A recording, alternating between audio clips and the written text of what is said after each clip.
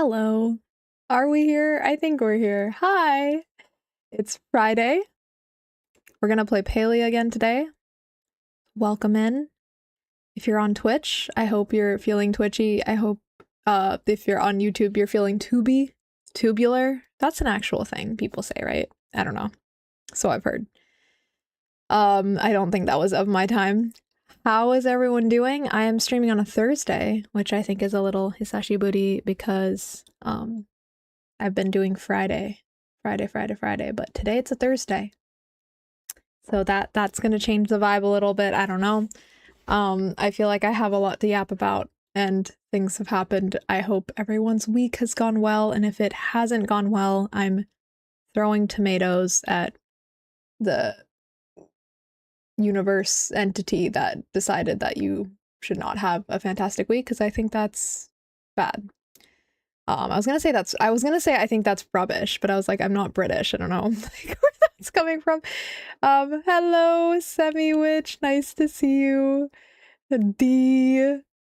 Thank you for the title. I feel too moldy today. Honestly, spooky. That's a vibe. And honestly, I feel moldy today too. I feel moldy. My air conditioner is moldy and it needs to be cleaned. I'm gonna get it cleaned. But we don't use this one as much, but it needs to be cleaned. So I'm moldy. I don't know. It's just it is a moldy day. As is every day in a Tokyo summer. You know, that's just how it is. But you know, there are benefits. Are there? There's benefits to feeling moldy if you are mold. I think the mold is thriving. I don't know if anyone else is thriving, but the mold thrives. Also, spooky cheese. I mean, you literally have cheese in your name, and I feel like cheese and mold go together. Do they not? That's the whole blue cheese thing, right? Which I'm not personally a fan of, but I think I understand the appeal. Anyway, I do have a lot of updates. I have stories from last weekend and the hackathon I went to and other things, so we can yap about it when we're playing, I guess. But let's start with drawing our card. So last week we got this card, which was kind of like money, resources, investing, blah, blah. And it's like either that's coming to you or has come to you, or hey, be careful, was kind of the vibe of this card. I don't know if things were coming to me, but I think I'm working towards this, okay? Working my way there. Slowly but slowly. Let's draw another card from this deck, the Star Spinner Tarot. I named some of my mold Germo. Germo is a good name for a moldo. Moldemort is another name.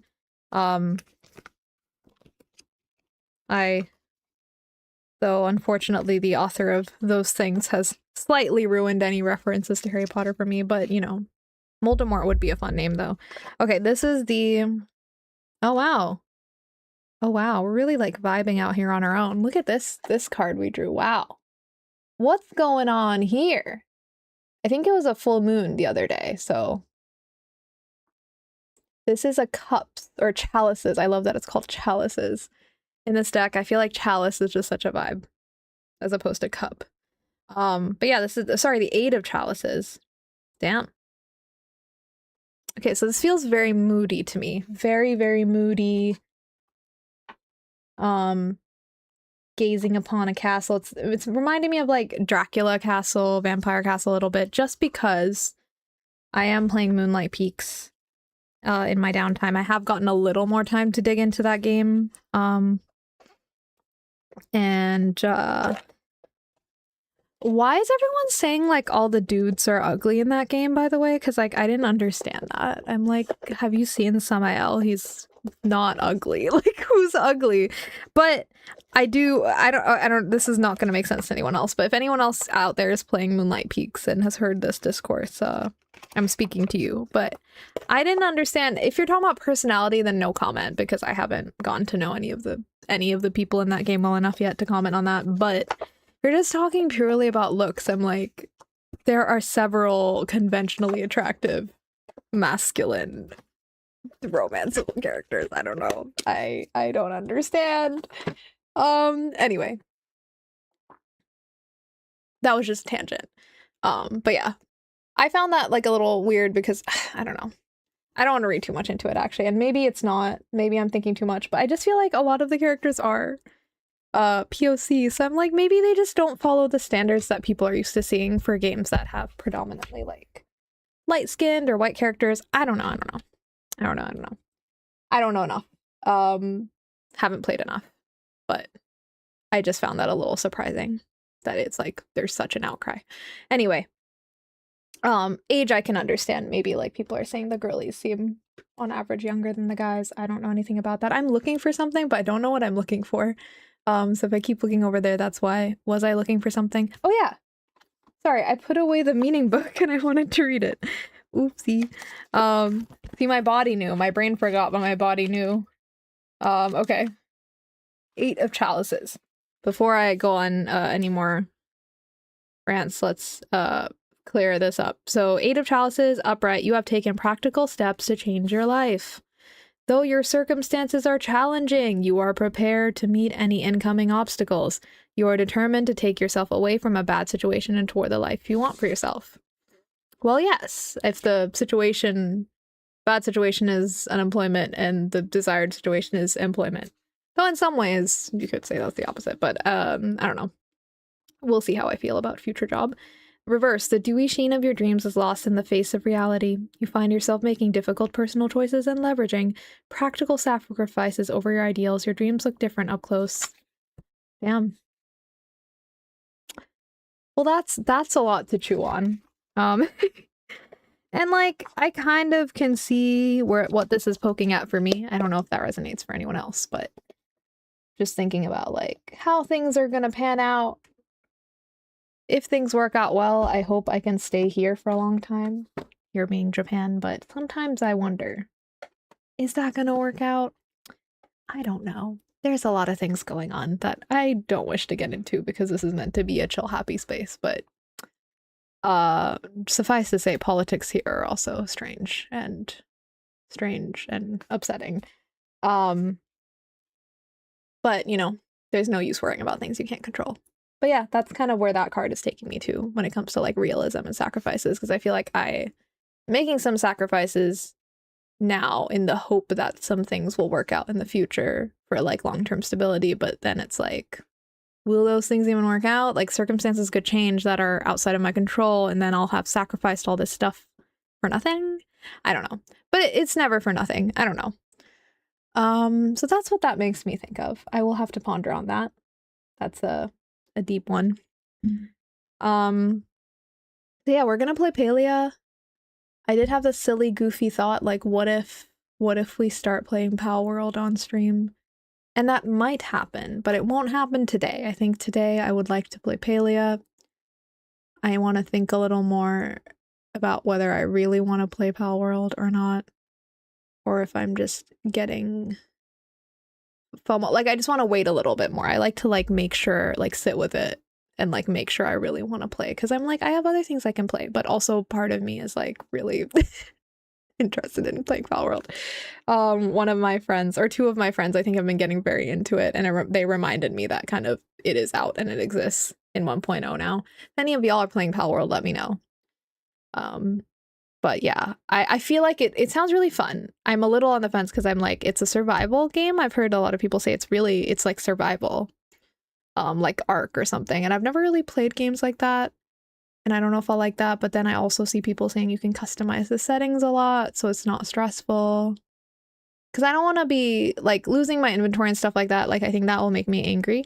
But I saw that you can maybe turn that off. It's just not something I like in any game. Other than like roguelites, I guess it's okay, like Hades.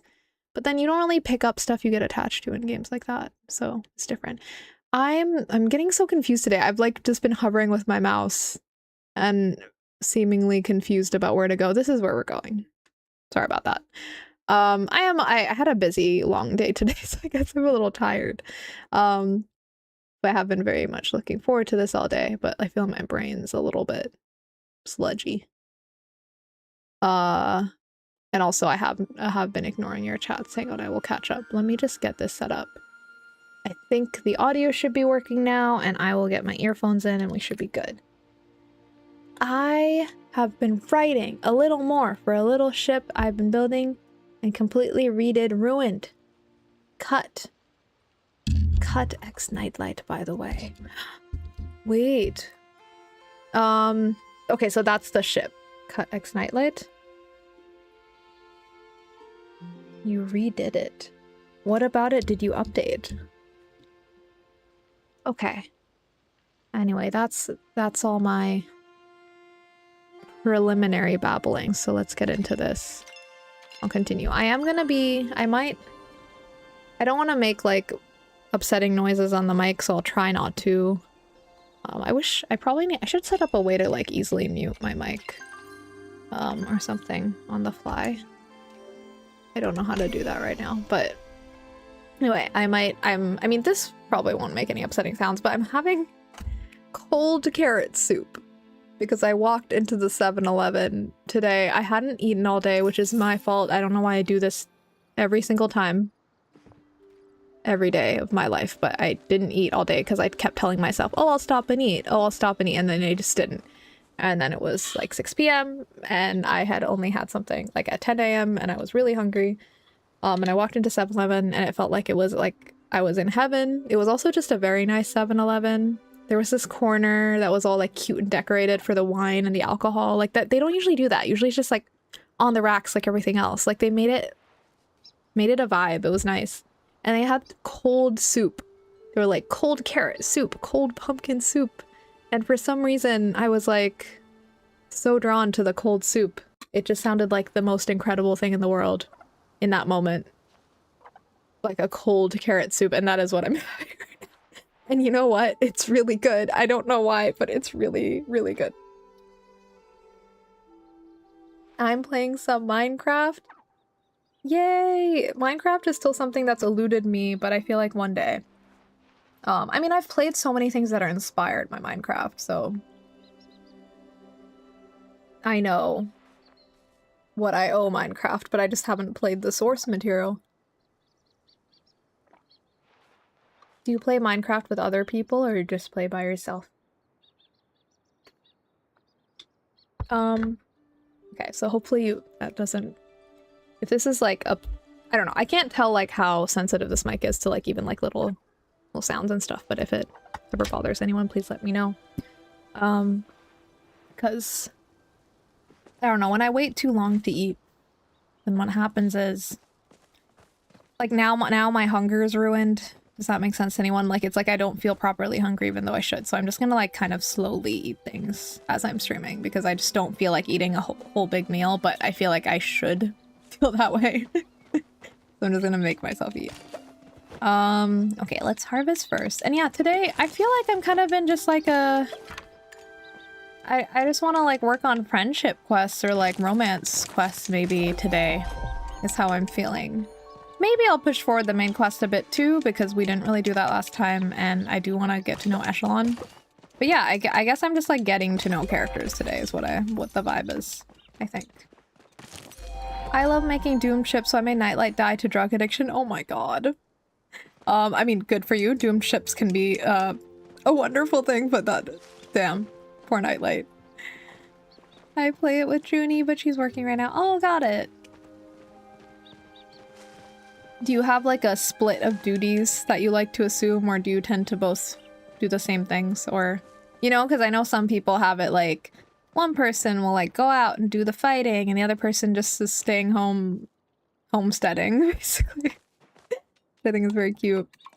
Because I know some people who are like couples who play this together. As you are. I mean, that sounds fun. I think for my partner and I, we have a huge overlap in games we love for sure, and we're always playing something together. Right now we're still getting through the quarry, which by the way, maybe I've mentioned this before, we were really enjoying the quarry at first. It's like a Until Dawn kind of like, wait, is that the right thing? Until Dawn? It's like a story-driven horror game. We really liked it at first, but I feel like the writing is going downhill now. I don't know what's going on. I feel like I keep saying like, oh, the budget got cut or something, because I swear to God, like the game, they were doing such a good job. I thought like the writing felt a lot more natural and the voice actors were killing it. The voice actors are still killing it, but I feel like as we're rounding home to like what feels like the last part, like the final hours of the game, I don't know what's going on. Like the pacing is all off and everything just feels like very disjointed. I'm a little disappointed because I feel like the first half of the game was really great. Like genuinely such fun camp horror, and yeah, it's just now becoming a little less fun. But that's okay, I guess. I know it's hard to end things, and I do strongly suspect that they just had to rush it because it just feels like really strange. But anyway, my partner and I are always playing something together. I think that was the point I was making, and to end that point, but we do have quite a diverging taste as well in some types of games, and I think cozy or like Minecraft you can play in a lot of ways actually, but I guess those kinds of games too, like those sandboxy type games, I think are more games that I'm open to, but when I'm in the mood for it, but my partner maybe not so much.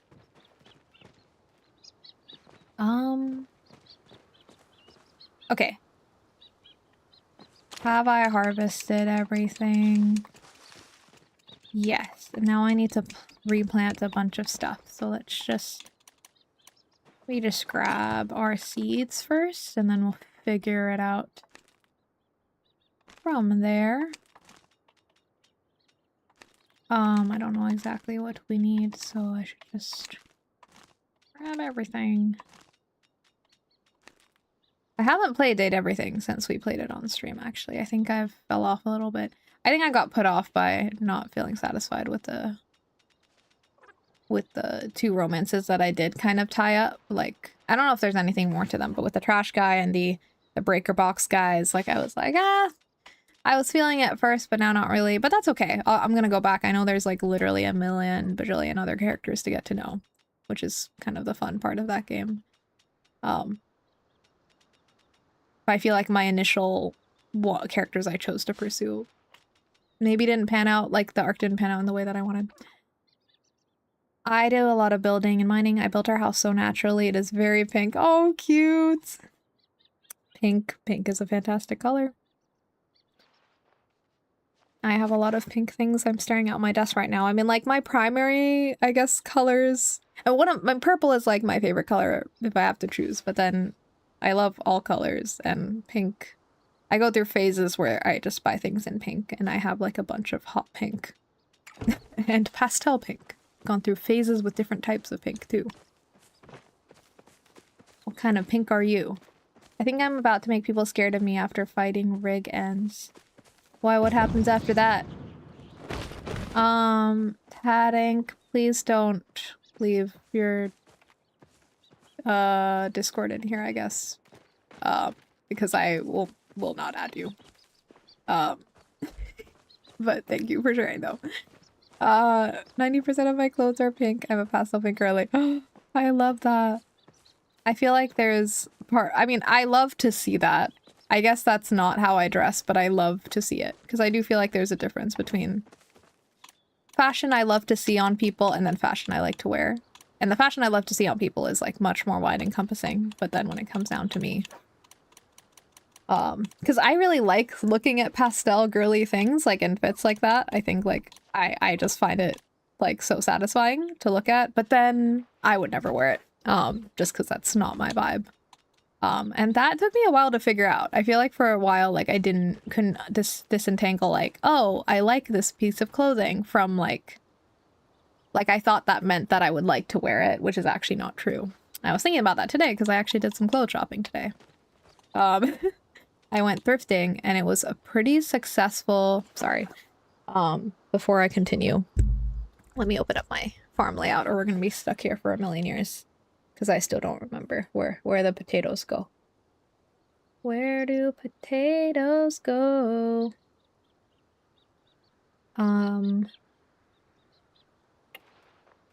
Potato.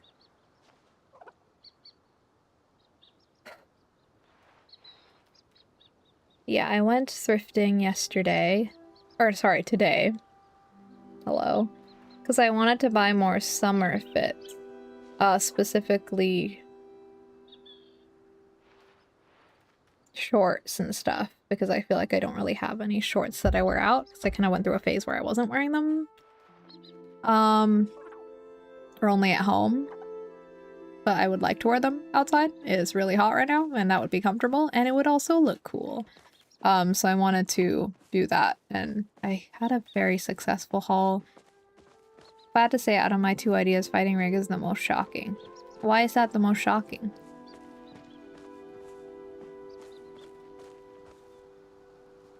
Okay, this is bok choy. Let's do that first. Is this also... This is bok choy. Okay, actually, I slightly messed this up, but that's okay. It's actually... I should have made that potato because I think I accidentally have no potatoes now. Oops. Can you undo a... I'll just get this out of here. I don't know if that works. I don't know if I can unplant it. That's okay. We have a potato shortage. No one panic, but we do have a potato shortage. And it is my fault, but it's okay. We'll be fine, perhaps. Okay. Because 2 of these corners, outer corners, are actually meant to be... Oh. Are meant to be potatoes, but I've just filled them all in with bok choy because I think I didn't have potato seeds earlier. That's okay, though. And then this is probably corn. This is corn. This one's easy because I can already see what's there. This should also be corn. And then this should be a blueberry. There we go. Easy. I think. Yes. Yes, indeed. Okay, and then... Yes, indeed. Is this a weed? No? Okay, now we just gotta water the guys. That wasn't so bad. I had to say... Oh, sorry, I already read that. My bad. But yes, on the thrifting clothes, I often will pick up clothes and be like, I like this, but then I'll go try it on and be like, no! And part of that is sometimes it's just because I don't like how it fits on me, but sometimes it just like, I'm like, I like something, but I don't like it on me. I just like looking at it. Which is why trying things on is so important for me. Like I can't, even though it is kind of exhausting having to try on all the clothes, I feel like I literally can't purchase clothes if I don't try them on. Unless it's something that's like very similar to something, or I understand exactly how it's... What am I trying to say? Like if it's something really simple or basic, maybe I don't have to try it on. But even then, I feel like I prefer to try. If it's like a brand or something I already kind of know, I suppose, then I don't have to try it on. But since I'm thrifting a lot, I don't know, I'm just picking up random clothes.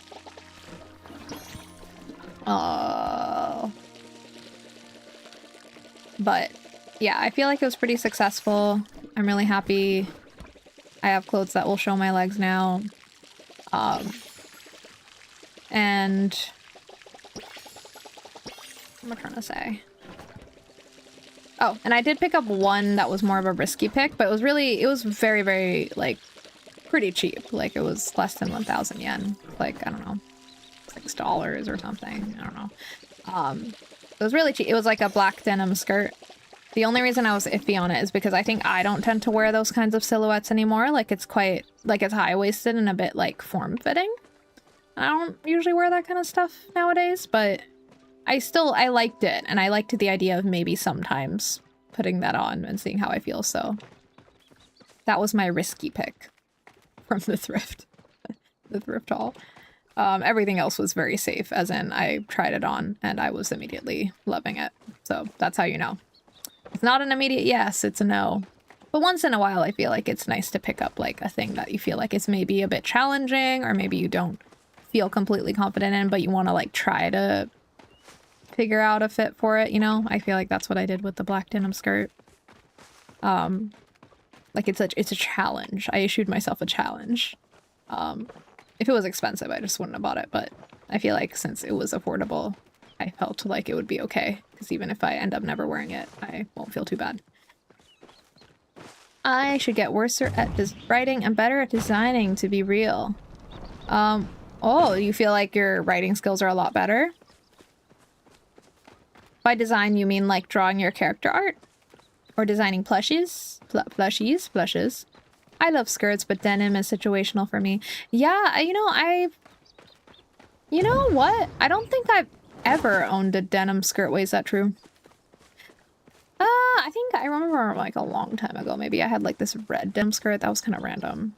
I barely wore that because I don't really wear red that much, but yeah, I feel like this is the first time I've owned a denim skirt in a very, very long time, and maybe the first time I've earned like a basic kind of well, I wouldn't say it's a basic because it feels kind of specific. I don't think I can wear it with, I can't really throw it on with anything because of the form. Like it's almost like it's high-waisted, and it has like the top is almost like a corset belt kind of vibe, if that makes sense. Like, so I guess it's meant to sit there.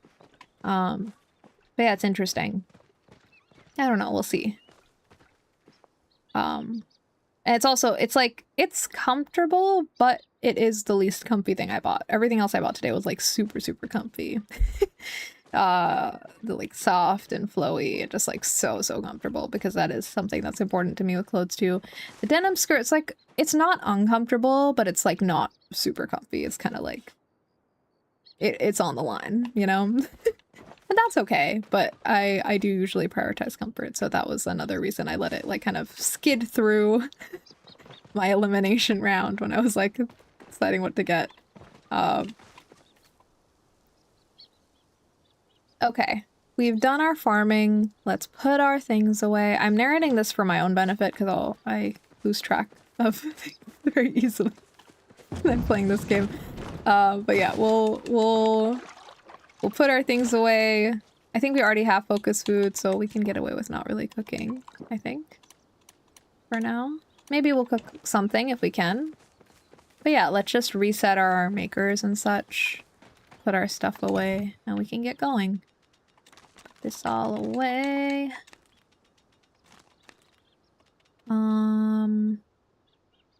Yes, indeed. I'll keep some bok choy on hand for cooking, I suppose, and corn too. Same with some. I should keep some stuff for cooking, right? Oh, I don't need that much though, I don't think. We'll sell the rest of these. This can go in storage. Okay. Let's see what's happened here. Oh, hell yeah. Oh, we're gonna be rich! Okay. I mean, that could be an even more massive haul, I know, but to me that's a lot of money here. Oh my gosh. I will be putting episode 6 and 7 as 18 plus for a lot of reasons. Ah, okay, gotcha. I see, I see. Do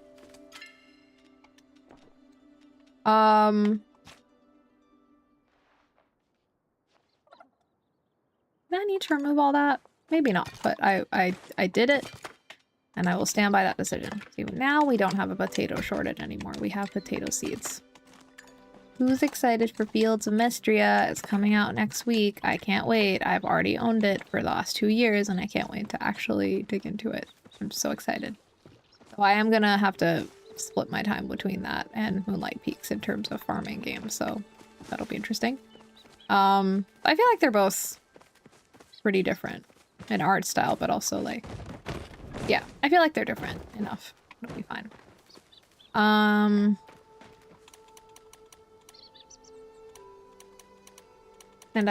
I feel like I'll just be playing both of those for a while. Like, I'll be good farming game-wise. Should I put these things away too? Tomato seeds I will sell.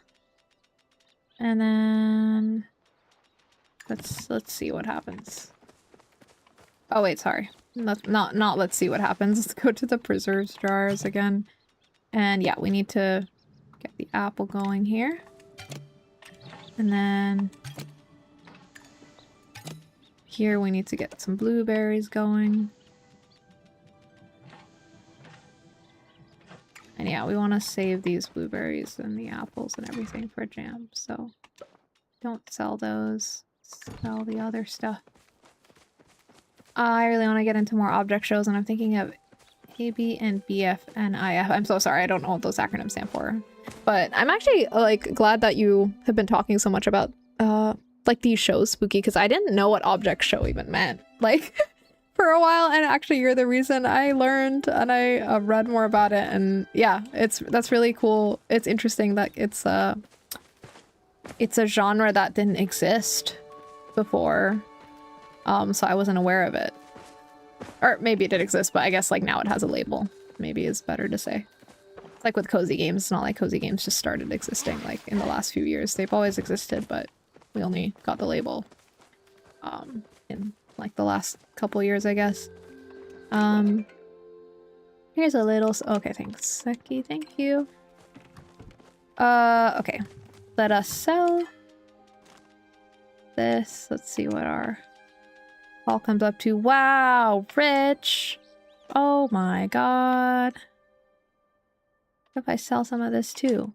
Wow. Wow, wow, wow. We're rich. Damn. Okay, so that's great. I guess that's the whole point of this farm layout, is I get apples and blueberries and money. I don't know how often the apples actually come though from the trees, but I guess every time they do, I'm gonna get a big haul. Maybe if I get more reserve straws, I'll be able to also make more at a time, and that will help speed things up, so that should probably be a goal of mine. Let's put some mushrooms in here. And I don't know. Just, I guess.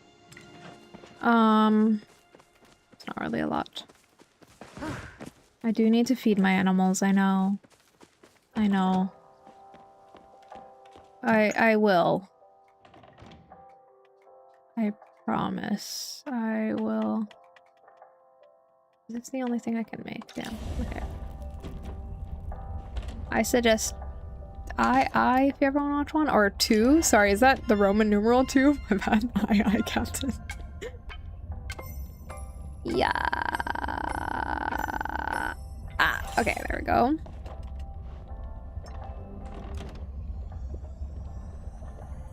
One of my villagers has managed to die. I don't know, because there's only one entrance to the village, which held 2 iron columns defending the door. See, this is what I mean, though. I don't know if I can handle survival games, because that's like Minecraft 2 in a way, right? Though I know Minecraft is so customizable. You can literally do, like, you can make it like however you want it to be, I suppose. That's what I've heard Pod World is like.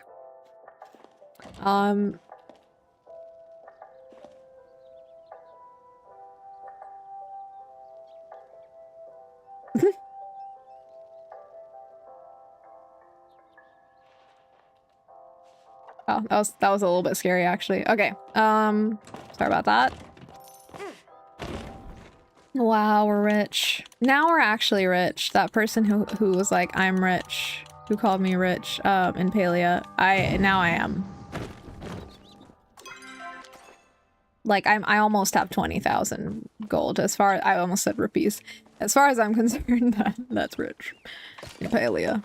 I know there's people with lots more money, okay, but this is a big deal to me. Okay. I think it was my potato trader because I can't find anyone who trades potatoes. Wait, that's so tragic!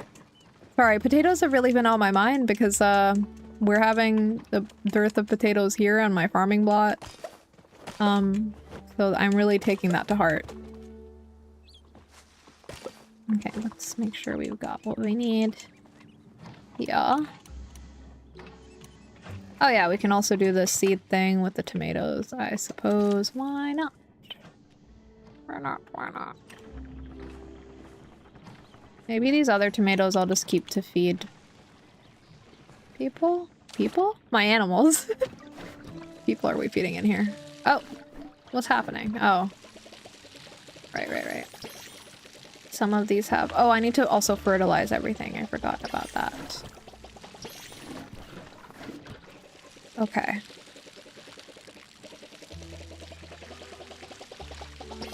Also, I've been playing CRK recently. I have so much stuff for White Lily Cookie, but guess what? I don't have her. I have her Awaken and a skin. I don't know who she is, but White Lily Cookie has to be incredible because that's a great name, and the name does make me a little hungry, not gonna lie. So sorry. It sounds delicious. It sounds like a delicious bakery item. I went to this nice bakery that has opened up near us today, and every time I go in there, I'm just like starry-eyed. Okay. Is this good? I think we're good now. Let's get the hell out of here. Please. Wait, no, sorry, I'm just kidding. I am gonna feed my animals, I promise. Sorry. I'm apologizing to my animals because I almost forgot about them again. It's gonna be fine. Oh. Okay. Okay, well now let's go feed the animals.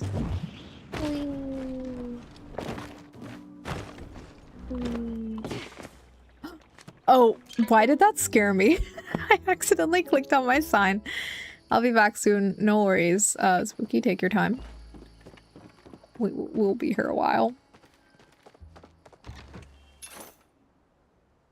Okay. Where? Oh, hello. Oh, hello. I forgot about you. No offense. May I feed you, sir? The tomatoes don't do a lot. There we go. Not everyone's gonna be able to get fully fed today. Make some voices. God. I'm horrible rancher. I swear I'm only this bad at ranching in palia, I swear. In other games, my animals are always perfectly fed, obviously. Hard in this game. That's enough. It's fine if it's not 100%. Oh, thank you so much. Okay, and what about you, Mulch? Aw. He sat down in a very sassy manner. Is this better now? Are we better now? Sorry about that. I am really sorry about that. Okay. I thought that one of her traits is just dirty.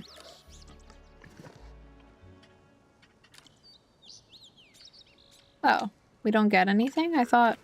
Not that this needs to be transactional, but it says you have something for me and yet I can't get it. That's too bad. Okay. Let's try the kernel. Wait, is this a glitch? Why isn't it working?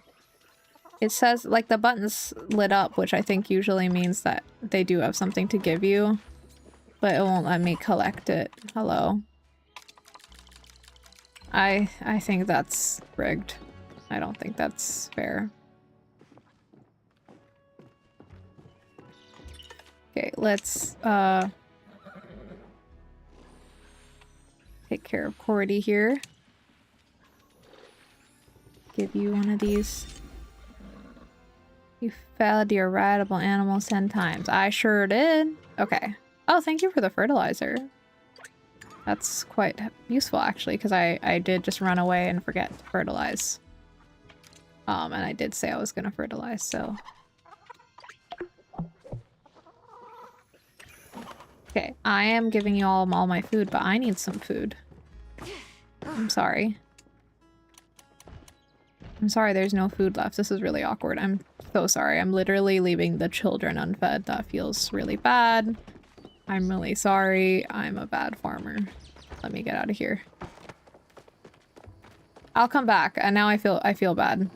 I don't like... It's fine if all my animals go unfed, but leaving just one animal unfed feels really rotten. You know, like, make it equal. Like, if you're gonna starve your animals, make it equal, at least. My god. Okay, help. Tomato? We could do a tomato. How about some of these guys? Yeah, and how about these guys? Yeah. Yeah. We'll use all of this for food, no problem. Okay. And then we'll fertilize. We'll come back and fertilize. Oh my god. Why is that sign such a jump scare?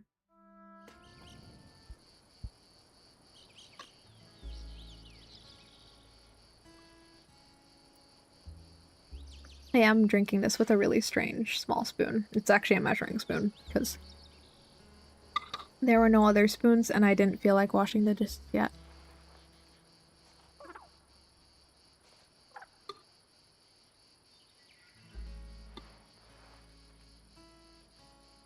I don't know why this is hitting the spot so much. I've never had cold. I don't think I've ever had cold. I mean, I've had some soup cold, I guess, but I don't think generally. I've had soup that I feel like is meant to be cold. Well, I guess any soup can be cold, that's what they're proving. But I don't know. I've just never had most soups cold. This feels very novel to me. Okay, where are ya?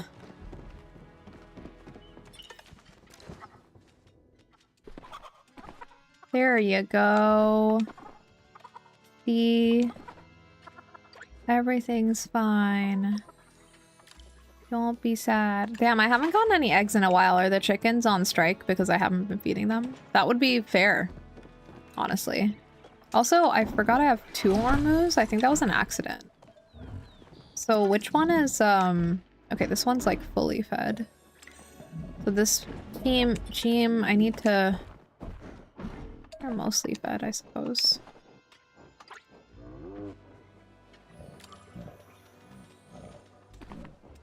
That's good enough. Is everyone okay? Is there a baby somewhere? Or are these all the animals? The babies already come here, right? Know what I mean? Yeah, I don't think we have any babies. Okay. So it show me. Alright, I guess we do need to figure out some more this food.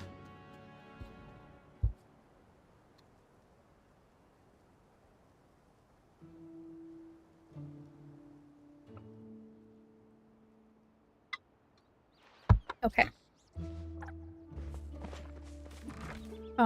Also I cut my hair. That is another update. I went from a long mullet to mini mullet. It's still a mullet, but it's teeny tiny. It's like almost a pixie cut, but I left the back a little long because I couldn't bear to part with it. With the mullet, I guess, entirely.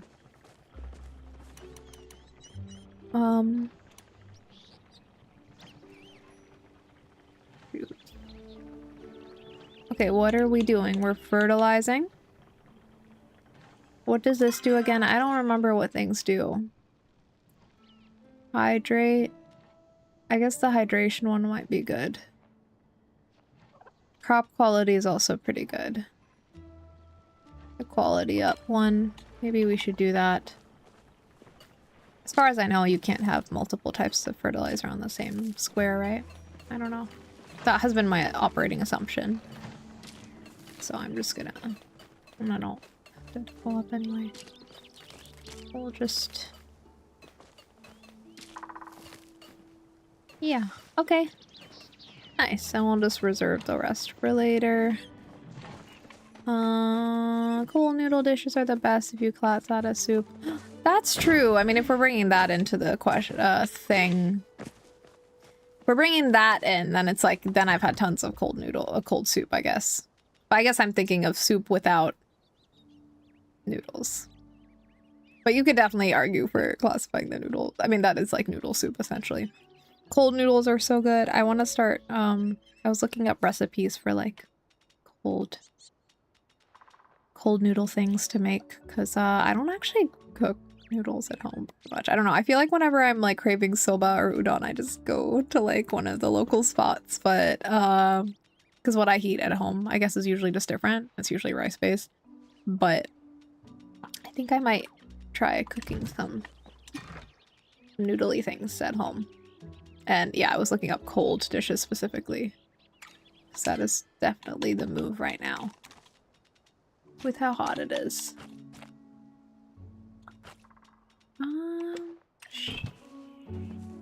We can put this away. We can just grab it when we need it, whenever we're... Don't technically need this either, but I'm keeping it in case we go to the Elderwood and forget. Okay. Nice, nice. I think we might also need to craft some stuff. Ooh. Like this kind of stuff. I think we need more fine arrows, maybe. Oops. Wow, that's all I can do. Okay.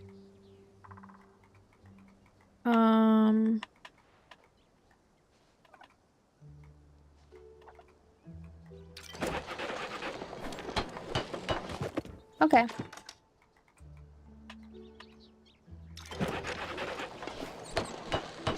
Yeah, I just felt like I was running a little low on these bug trappies and arrows and stuff. Aren't the best ones I'm making, but that's okay.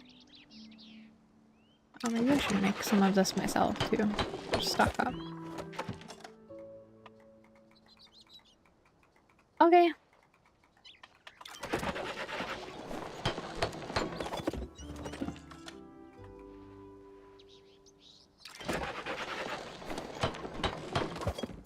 We'll just go with that. And my inventory is clear except for this guy.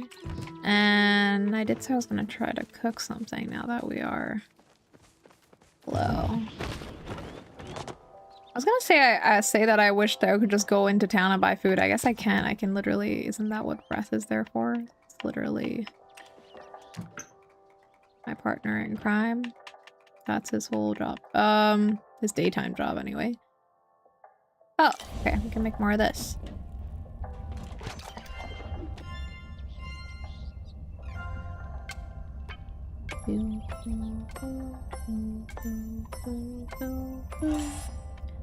Nice.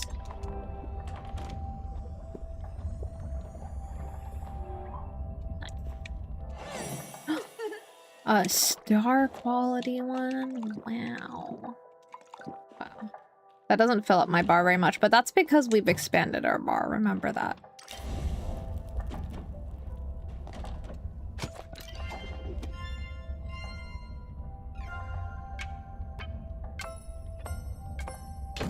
No.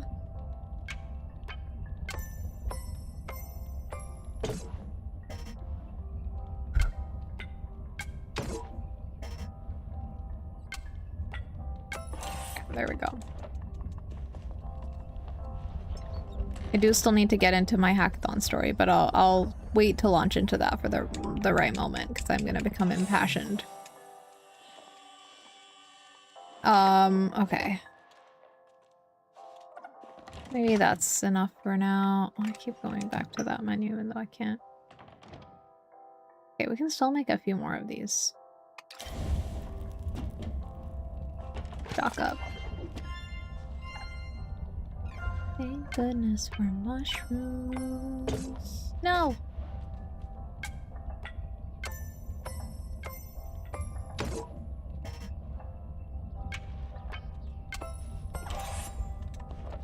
Okay, guess we're not getting star quality for that one, but that's okay.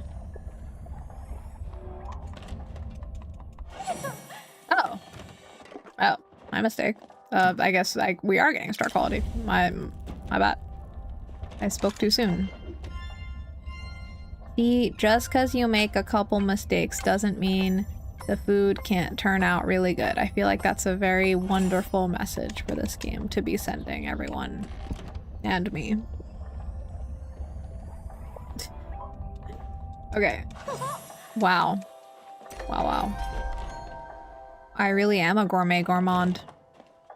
Alright, I think that's enough, and also I can't make any more of those. Okay.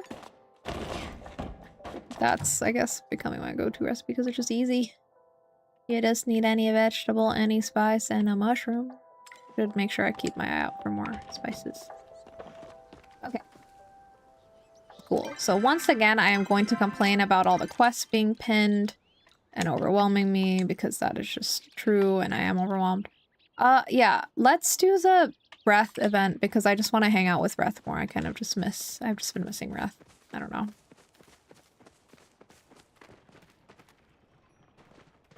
Alright.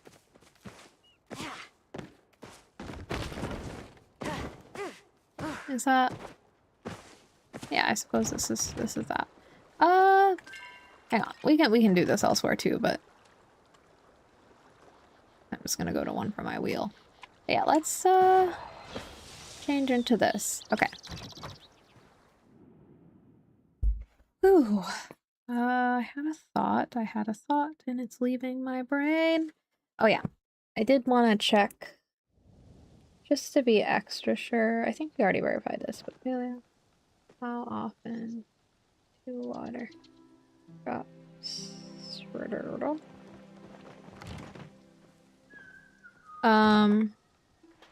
You need to water your crops once every in-game day. And they start growing more at 6 a.m. Okay, it is once a day, because I had this doubt in my mind that it could be twice. I know most farming games go with the once a day kind of vibe, but there are some games that do it differently. I think like I played, and I want to go back to this game because it was a vibe. I was playing on my 3DS, Story of Seasons, Trio of Towns. That game, I think you water twice a day or something. Or it's like better if you do. Whereas a lot of modern farming games, I feel like usually it's like you can only do it once a day and you can't do it anymore even if you wanted to. Which is a bit different. I also almost have the mind to like finally finish that annoying Jal request where he can't decide what he wants to be fed and I keep complaining about how he won't just tell me instead of making me have to like hunt down and figure it out. Maybe I'll just figure it out today. I'm just in that kind of mood today. Wonderful to see you. Jal. See, I keep calling him Jal. It's Jal. Okay. Any cravings lately? What? We've already listened to this. Food. Everyone has to eat. Right. So how am I supposed to? I'm supposed to look around. What is that quest?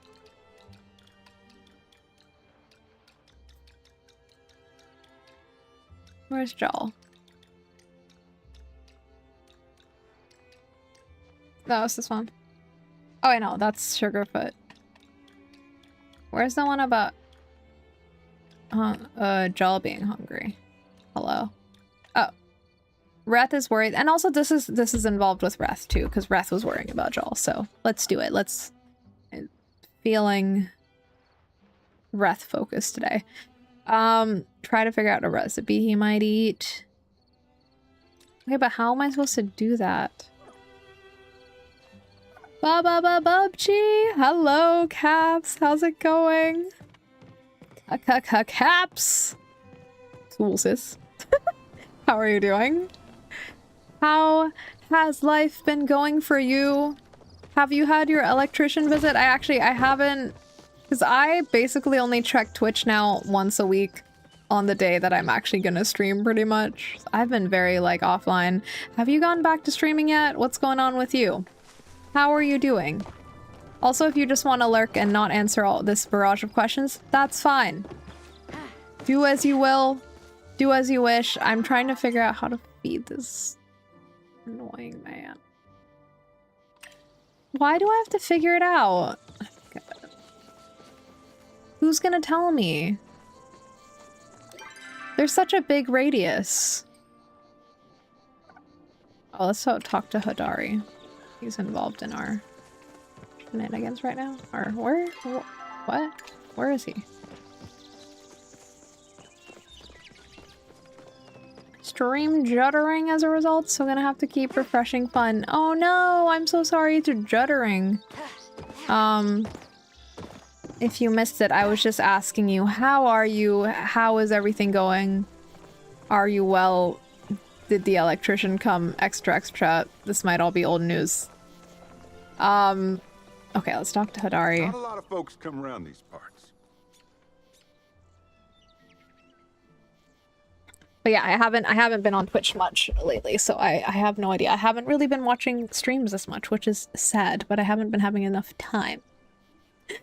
So I feel like things will probably slow down later in August is what I'm feeling, what I'm sensing. I swear that girl's gonna be the death of me one day. Who? Care to share with the class? Sorry, Vani. Hate to be rude, but I'm a bit distracted. Najuma's figured out a good reason we gotta go into the Elderwood, and because she's my apprentice, I can't rightly go without her.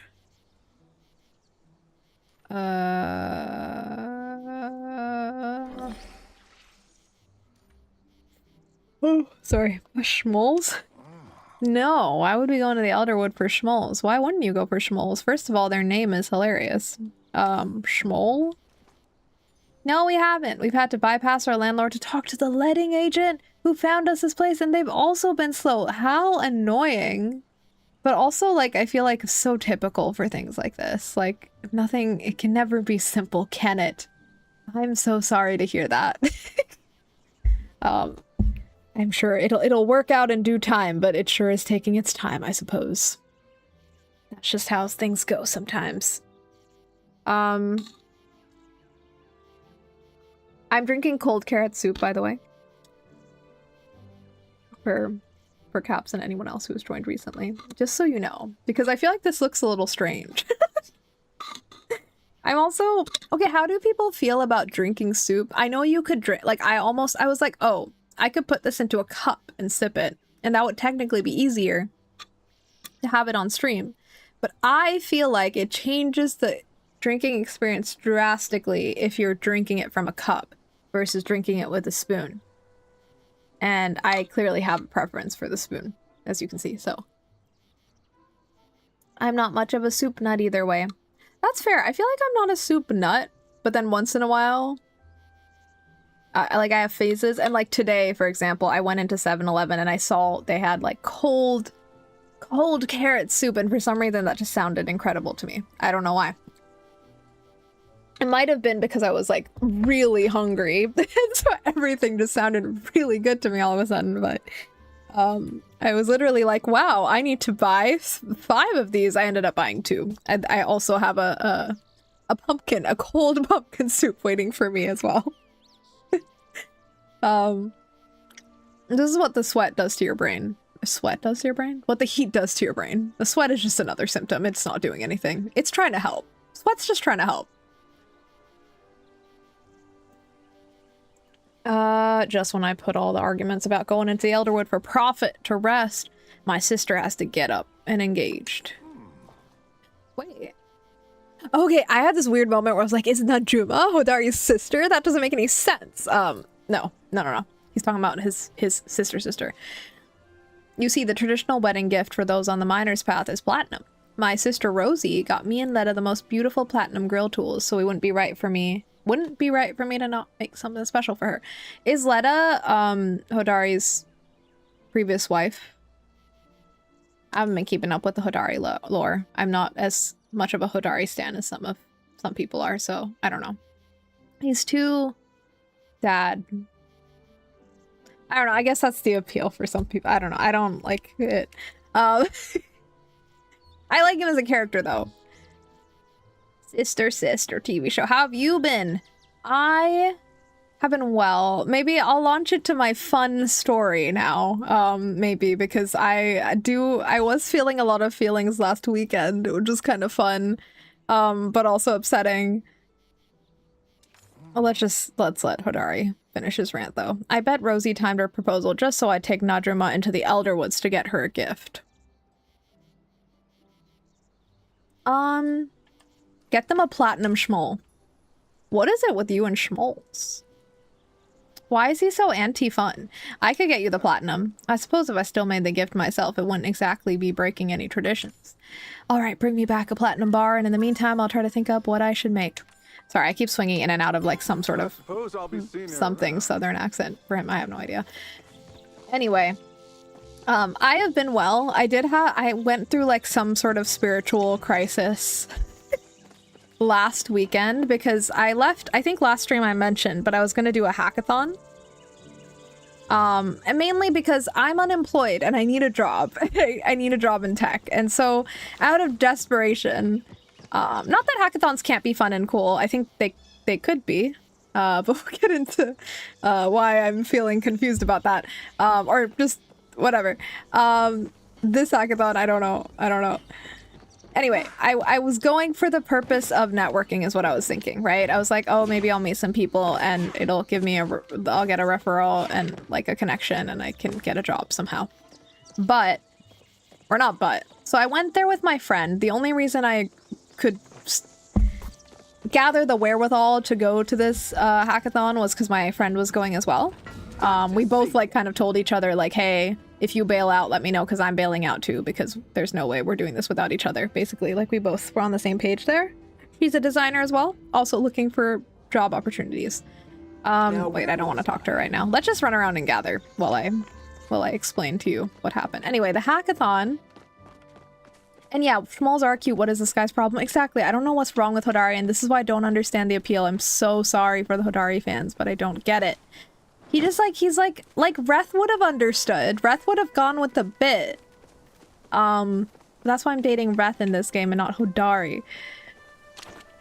Okay, so the hackathon, it was on Saturday, okay? It was like 10 to 6 or something, I don't know. Or 11, I don't remember. Yeah, something like that, whatever. So my friend and I met up early to like gather ourselves, to like get ourselves a little iced coffee from the convenience store nearby. So that was good, that was helpful. And then we walked in together. And like, first of all, as you can imagine,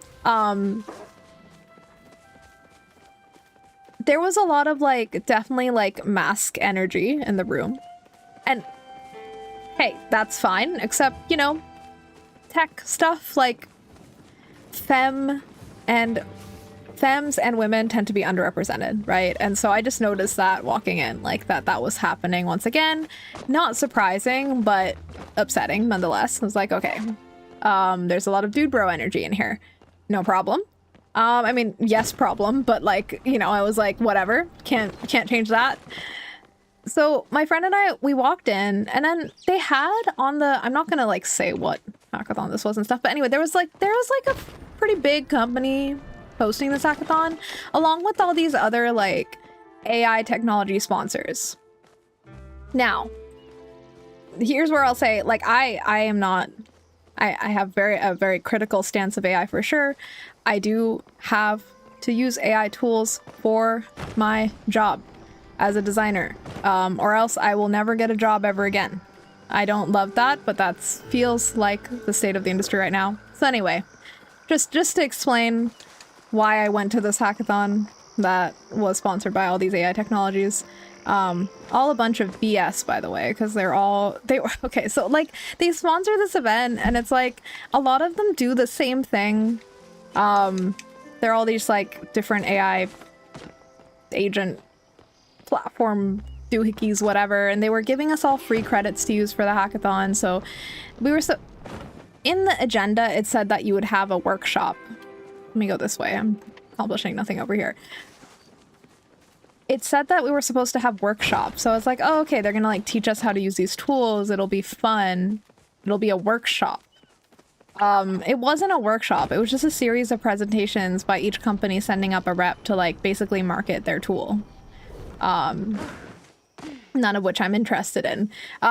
So that was fine. I mean, it was disappointing, but whatever. It was just really boring. And so I think it was like 90 minutes of that. And then finally the actual hackathon was starting. And they basically said like, oh, if you want to make teams, feel free. If you need help, just let us know. But they didn't really give us any structured way to like get to know each other. And this is like a bunch of like tech nerds and stuff. So it's like people don't know how to mingle. Also, like, it's not participants' fault. Like the place is set up like it's just like rows and rows of like little tables with chairs, and like the tables you can like fold over, almost like lecture hall style. It felt like we're in a lecture hall or something. So it wasn't really conducive to mingling, which is when I quickly realized like this was not really going to be an event that was going to help me network anyway. So yeah, my friend and I, we ended up deciding that we would just work together, which was really fun. And the highlight of that day was like working with her. She's great. And we both have very similar stances on things. So it was easy to be like, we won't be doing this, for example, because some of the tools they're promoting, I'm like, no, I will not be using your generative video AI tool. I don't want to do that. Thank you very much. We're either like, for me, it's like, you know, if we're writing code using LLMs, unfortunately, it feels like if I don't do that, that is, I will not keep up anymore, because I think people just expect a lot more from designers now that these tools are out. Like, we're meant to be able to like spin up a front end. We can't just like design screens anymore. Anyway, blah, blah, blah. But, yeah, I worked with my friend because it just made it simpler. We had similar stances on things, so, we just wanted to make something interesting. Honestly, we barely ended up using any of the tools they gave us. We kind of shoehorned them in because we were told we were supposed to, but we agreed we're gonna restart that project later and just take out all those tools because we don't actually need them. And we want to like actually do a full design process for our app. Blah, blah, blah. Maybe I'll talk more about that later because it isn't a fun idea we came up with, but I'm not telling the story in the best way possible because my brain is tired today. But okay, we're in the phase where people are getting together to like potentially form teams and stuff, and my friend and I go to a corner because we decide we just want to work together, and we figure like, oh, we'll ideate. We wanted to do some blue sky brainstorming, you know, no laptops, no AI tools, nothing, just use our brains.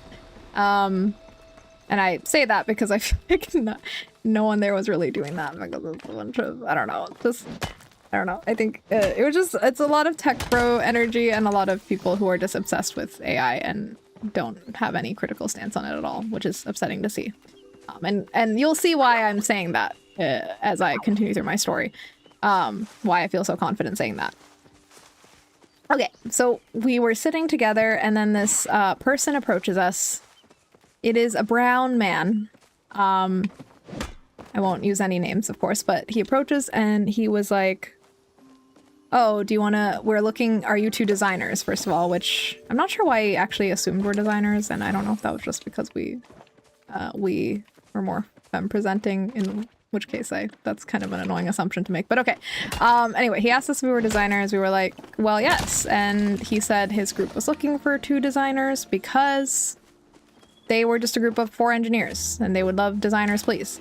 And my friend and I were kind of like, yeah, we kind of just want to like work on our own idea and potentially just work on that together. But thanks for letting us know. We'll let you know if we're interested and we are looking for a group.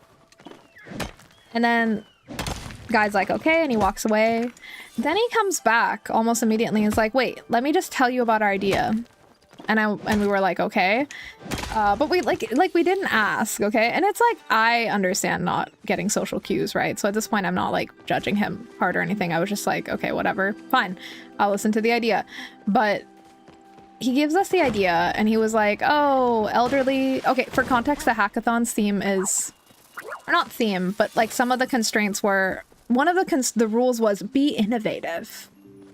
Okay. One of them was also solve a real problem. Sorry. My frustration is leaking through. The third, and then one of the requirements was like use as much sponsored technology as possible.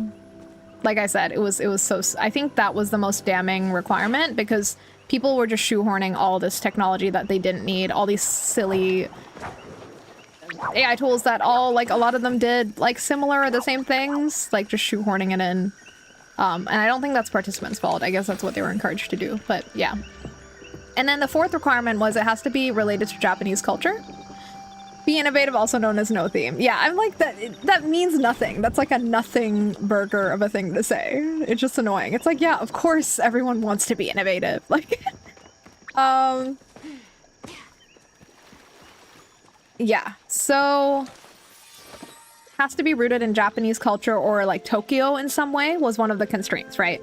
So that's a big part of this. And so the idea that this guy told me and my friend about was for their app was, oh, elderly people in Japan really struggle with being taken care of and also loneliness. And so we're gonna make an app where you can talk to this like LLM kind of bot thing. We'll just call it like a chat bot of some kind. And, you know, it'll help them like if they have like medical issues or something and they need to book appointments or something. And we were like, okay. And I asked like, oh, is this app just focused on like health and medicine and stuff then? Like healthcare? Assisting elderly with healthcare. And then he was like, no, like other stuff too, like with the loneliness epidemic. People are lonely, so elderly can chat to this chatbot every day, and that'll help solve that. And so at that point, like, I mean, me and my friend were just politely, well, we were just staring, like, we were I don't think we were really giving any feedback. And then we were like, yeah, we'll let you know if we're interested. Great idea. Bye. And then me and my friend were obviously like, that sounds horrible. We do not want to work on that, because what do you mean you're going to solve the loneliness epidemic by having old people talk to an LLM? What are you talking about? That's ridiculous. It's so ridiculous. It's so ridiculous and so awful. And I couldn't believe that that was their idea. And again, I know, like I was basically smiling and nodding. I feel like in other contexts I would have been more direct. Especially me now. I think me 10 years ago struggled with being direct in conflict in situations. But I think me now, I think in a different context, I would have just been like, I think your ideas, like, I see some issues with it, so I'm not interested. But I didn't feel like being that way here, because again, the whole point I went was I thought I was going to be networking. There were people from different companies there, so I was like, I mean, I don't want to work for any of these AI companies, to be clear, but there were other companies there, just other companies that have a presence here, including the company that was hosting this event. So, you know, I was trying to like put on a good face, hopefully be professional. So that's why I was probably a little more patient with this than I would have been if like someone talked, if this guy came up and talked to me about this like in a different context. Like I would have felt like I could have been more direct, is basically what I'm saying. Anyway, we were obviously not interested because we thought the idea was ridiculous. Yeah, and it's just like such a typical example, right, of like people trying to solve problems with apps when the problem actually needs to be solved by, I don't know, a human being. Like you can't make an app for everything. It's not possible. Anyway, my friend and we came up with an idea that we were actually very excited about to work on together. It was, I won't get too into detail about it because it's actually something we want to work on together. Like we're going to start working on it like once a week together just for fun, to help level up our own skills. And to work together because it's really fun working with her. She's great. But to summarize our idea, it was around like sustainable fashion and encouraging clothing reuse and mending and like sharing skills for like mending, and getting like fashion inspo and things like that. So we had this idea where like, for example, we just want to like, we'd have like a shared wardrobe where you can add your friends and your friends can see like clothes you'd be willing to loan out or clothes you're looking to get rid of, and people can like then request if like they want something that you're getting rid of, or if there's something in your wardrobe that they'd like to borrow for an event or something. Like that's just like visible to like encourage that kind of thing, because I think like more people would do that if it was visible and easy, right? Like I feel like there's a barrier because I borrow clothes from my partner all the time, and my partner borrows my clothes too, but that's because our wardrobes are like right here, so we can like go check anytime. But with my friends, I don't know what they have in their wardrobe, but I'm sure there have been occasions where I'm like, oh, like especially like for sure if you're going to events like weddings and stuff, but even outside of that, like maybe you're going out for some activity for a certain weekend, I don't know, you're going to a music festival and you want like a new fit that's like different from what you would wear in your own wardrobe, anything like that. Like I feel like it would just help if you could see it. Anyway, and we wanted to make it like old school, like kind of old internet kind of vibes and aesthetic. We still are going to work on it, so I guess there's a lot to flesh out, and it is quite vague, I will say for now. But that's the idea, and we also wanted to help pair people up, like, specifically this is meant to be rooted in your local area, right? It's not meant to be, like, massive and online, but it's, like, your local community and, like, the friends you live near in Tokyo, for example. But, like, if you need help repairing a clothing item, I mean, this happens to me all the time, like, oh, I ripped a giant hole in this, and I still have yet to develop sewing skills.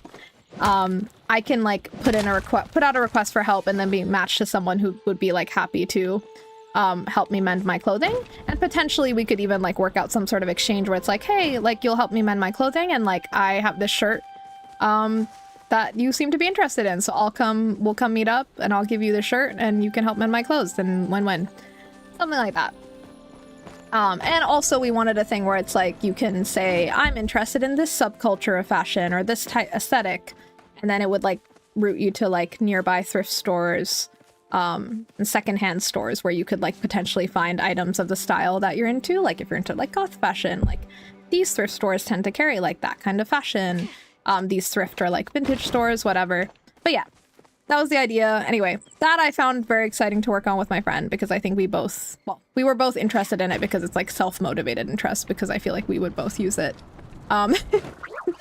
So that was great. That was the highlight of the day, was working on that. And we did not submit our idea to the hackathon, I guess, because we ended up... well, here's the thing. Most people just went into, like, making their thing. And we spent a lot of time just ideating. Like, we still time-boxed it, but we did time-box ideation and, like, narrowing down of ideas. Like, we did a design process. And I just say that to say, clearly not everyone did. But we'll get to that. Welcome back, Spooky. I am ranting about the hackathon I went to last Saturday now. And yeah, exactly. It is kind of like a shared Steam library for clothes. Exactly. Like, it's like, if you can't see it, you wouldn't know. And I know there's already apps that let you catalog your own wardrobe, but I guess, like, this would be cool because it would be... You can see your shared family wardrobe. And actually, it's funny you use that metaphor, Caps, because that's actually what I said when my friend... Because I think my friend came up with the idea, and I was like, oh, like Steam family sharing. Like, that's actually what I said. So, yeah, literally that. Anyway, that was the good part. Let's get back to the other stuff. Whatever, we worked on our idea. We decided we wanted to submit, blah, blah, blah. Because we didn't care about winning the hackathon. Like, we literally were both just there to network and, like, work together and maybe, like, level up our skills. That's all we cared about. So when we got down to, like, the final 30 minutes, I think we were both like, yeah, we just won't submit. It's fine. Because we didn't really want to rush the process and like shoehorn all these technologies just for the sake of it.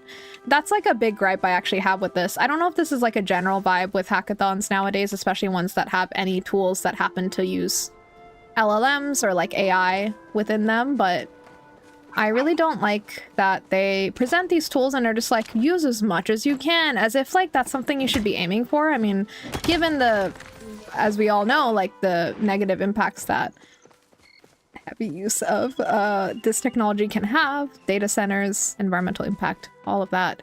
Like, we should at least be teaching people to use it conscientiously, I think.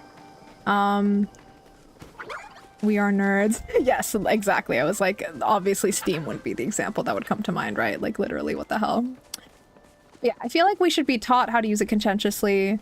And also, like, AI ethics. Like, I wish they would dive into that, because why were they showing us, like, generated video as if that's totally fine and it's not built off stolen art? And I don't know, I'm just like, because at least with code, it's a bit different. I don't want to speak on it too much because I don't know, but like, from my understanding, from my own familiarity and from hearing other people's opinions, like, code is a bit different because, like, there's a lot of open source code out there. The way people work, share, collaborate with, copy, imitate, like, code versus, like, other types of work, like art forms and stuff, is a bit different. So, like, I feel a bit differently about, like, generated code, right? Versus, like, generated art.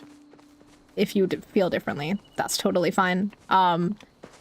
And I really barely know. I'm just figuring out how to survive in this world, y'all. Like, honestly.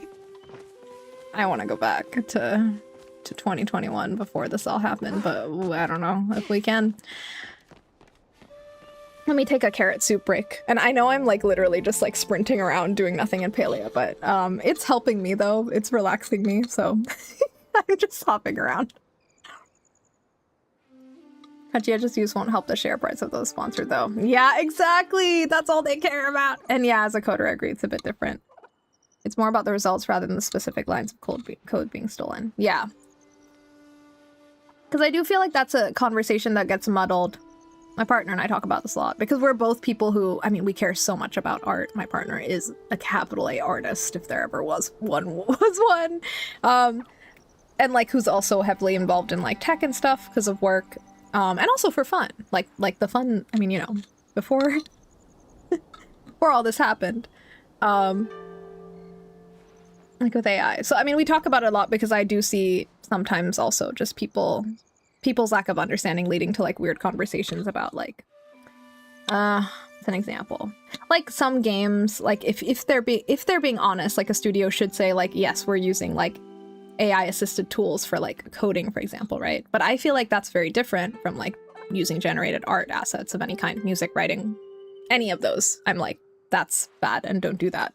But that's really different from, I think, using it for the code. But sometimes people just see the AI assisted or something label and wholesale will discount something, which I don't personally feel that way, but I also can understand why people would feel that way for all the other reasons. Also, if anyone usually comes to my streams to escape reality and not hear about all this, I'm sorry, but this is my life, so. Okay. Nice to be on the same page about it. Knew you were a good egg. Oh, thanks, Caps. I mean, but yeah, like I said, I do, like, I feel like it's frustrating because sometimes I also often feel like I don't want to talk about AI anymore, but also, like, I think it is my life and I'm living in it, and so it can't be escaped, but also totally understand if anyone's, like, tuning out because they're bored or, like, don't agree or just are like, yeah, technology, because I feel that way all the time. I want to run away to the forest all the time. I think about it all the time. And it might still happen, but for now, for my visa's sake and for some stability I'm seeking, not yet, but maybe in the future. Talk to me in a few years. Okay, we'll return to the hackathon. Sorry, my mode of storytelling is so convoluted. And also, you know, while we're here, I think let's go to Bahari Bay and maybe do some foraging there. Okay, so where even was I? Whatever. Okay, it's the time limit for the hackathon, whatever. It's like submit this by this time, and at this point my friend and I are just being silly and writing weird prompts to Claude Code and being ridiculous, like, because we're not submitting anyway and we want to work on this properly. So I was just telling Claude Code to, like, make it juicy, and my friend was like telling it to, like, make this more whimsical, and it was just like y'all, like, it's so funny if you tell I don't know, any of these like Claude Code or any of these other LLM coding buddies, I guess, what do you call those, to make something whimsical. Their idea of whimsy is so interesting. Obviously they don't have an idea, they're not real, they're not people, but it will just, like, stick a little star or, like, a little flower somewhere, and it's like, here's your whimsy. It's kind of funny. How do I get out of here? I'm so lost. Dear God. It's gonna be fine. It's gonna be fine. Okay, this way, this way. Okay. Whether this form of AI will change the world or not, that's up for debate. We'll see. However, the conversations we have now are worth talking about a lot, as we don't want to stumble into the future without knowing how we feel about it as a culture. I make my coding tool respond to me like a caveman all the time. Yeah, cute caveman talk. Corporate whimsy. Exactly, it's very corporate. But yeah, my friend and I found that hilarious, that Claude Code was like, here's a flower. And then I yelled. So after that, I was, like, yelling at Claude Code. I was like, this isn't enough. We need to make it more whimsical, more juicy. And then it panicked and, like, made everything into rainbows. And I kind of went off a little bit on that, actually, I'm gonna say. Like, the rainbows. My friend and I were both like, okay, the rainbow gradients, that's kind of doing something. But yeah, it's, yeah, I think we still need designers. That's all I'll say. I mean, obviously I'm saying that because I want to have a job, but also genuinely I'm like, you still need designers, I think. At least if you want to make anything bespoke and actually wonderful. If you want to make something, like, standard and boring, then yeah, I guess you don't need a designer anymore, but oh yeah, here we go. Wait, is this, where am I going? This is home. Now I remember where we are. All right, get back to my long-winded story. Okay, so I'm trying to remember if I forgot anything. I think I'm remembering things in order. Okay, whatever. So we're doing our stuff. In between, I think this guy, I'm just gonna call him the guy. He walks by and, like, makes some comment about, like, how things are going well for him and his team, and I'm like, okay, like, can't wait for you to present. Great. And so everyone submits, and I think what happens is, I think the company, maybe the AI company reps too, but at least the host company for sure, like the staff organizing this event, they go through all the submissions first, and I think they pick their top 10-ish or so of all the submissions. So not all the submissions actually get to make it to the presentation stage. Only the ones selected do. I think it was 10. So they go away for a bit. They choose 10. and they send us all this form. All the participants in the hackathon, I think there were around like 60, 70 people or something. Everyone gets this form and they say like, use this form to vote. Rank each app on the 4 things, the 4 constraints, right? Like innovation, does it solve a real problem? Is this rooted in Japanese culture? And does it use the sponsored tech, I guess? First of all, the form was really poorly designed. The ranking system didn't make sense because it was literally just a checkbox yes or no for like sponsored tool usage, yes or no. But that doesn't make sense because there are like 6 different tools or something. And it's like if one group uses 4 and one group uses all 6, you check it yes or no. Sorry, I'm getting angry. Whatever. I feel like the event was poorly organized and ran. I'm not blaming the staff, to be clear, but I feel like it's like this. To me, it signifies this culture of like not caring around things like this, and it made me upset. Like I just feel like a hackathon could be so fun because I haven't done hackathons before, but I've done game jams before, and they've always been so fun. It's like you get together in a group, you make something silly over like a day, over a weekend. It's such a good time.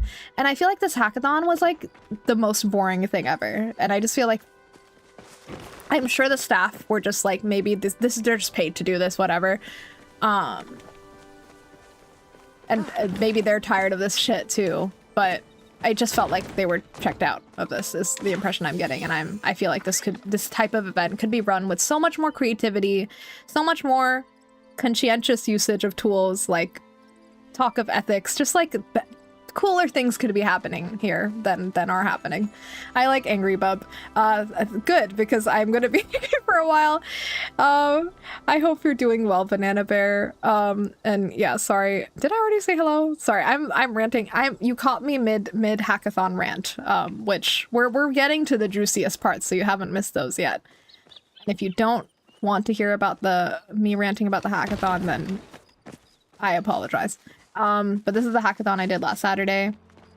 Okay, so all the submissions are in. We all get the voting form. We're supposed to vote, right? Us as the participants are gonna vote for the top 3 winners of this hackathon. Okay, so now all the people go up and present.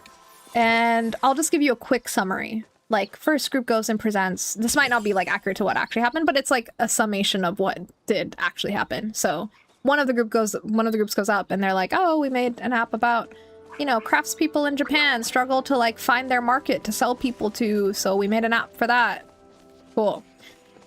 Another group goes up and they're like, oh, tourists who come to Japan have a hard time finding like collectibles and anime figures and stuff because of the language barrier and stuff. So we made an app for that to like aggregate all of them, and you can find your anime figurines and whatnot. Cool. Another group goes up and they're like, wow, craftspeople in Japan and artisans are having a really hard time finding their audience and selling to their audience, so we made an app for that. Okay.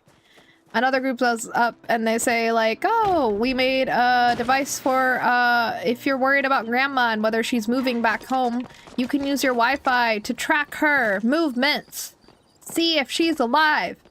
And then another group goes up and, oh, craftspeople in Japan are really struggling to find their market and like to sell to people, so we made an app for that.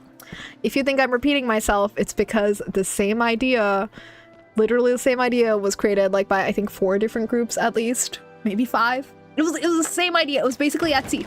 They said we should make Etsy for Japan. And I'm not saying that a specialized market focus like Japan market focused Etsy would be a bad idea, but I'm just saying they all came up with the same idea.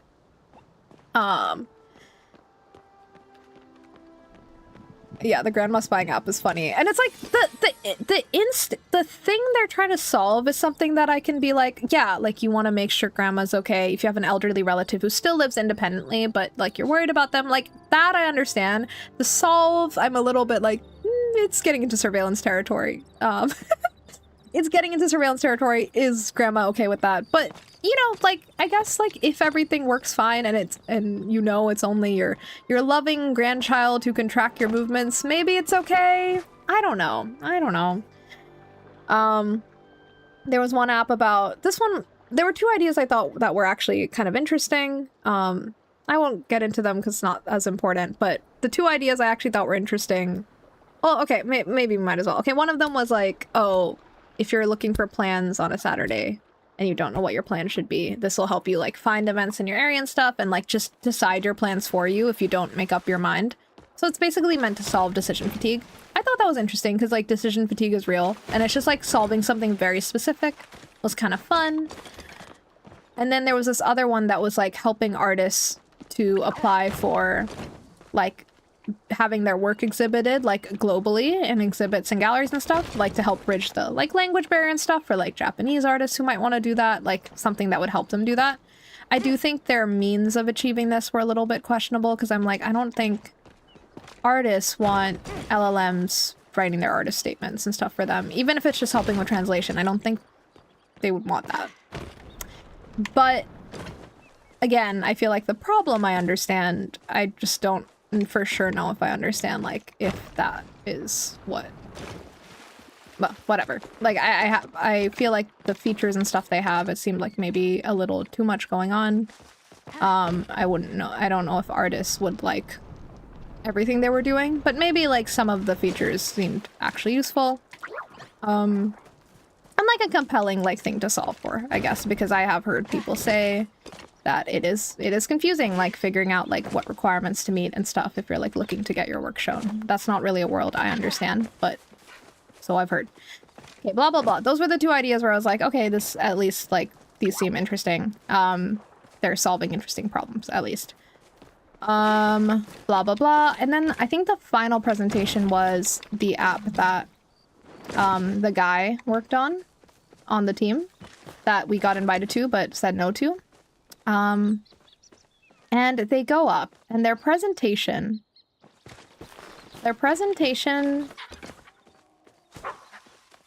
starts off with, you know the Studio Ghibli-esque LLM generated, like ChatGPT or something generated like images that were going around a while ago. That obviously I hate because why are you doing that? And also Studio Ghibli would literally hate this. And why are you doing this? So though they were using those types of images, like LLM generated images in the Studio Ghibli-esque style, to explain their idea. And they had this grandma who was like lonely, and they were like, oh, this grandma's stressed out, like she wants to book appointments, but she's doesn't want to have to bother her kid to help like book this medical appointment. So here comes in our chatbot thing that is gonna help her book her appointment, and she doesn't have to bother her kids. Wow. And then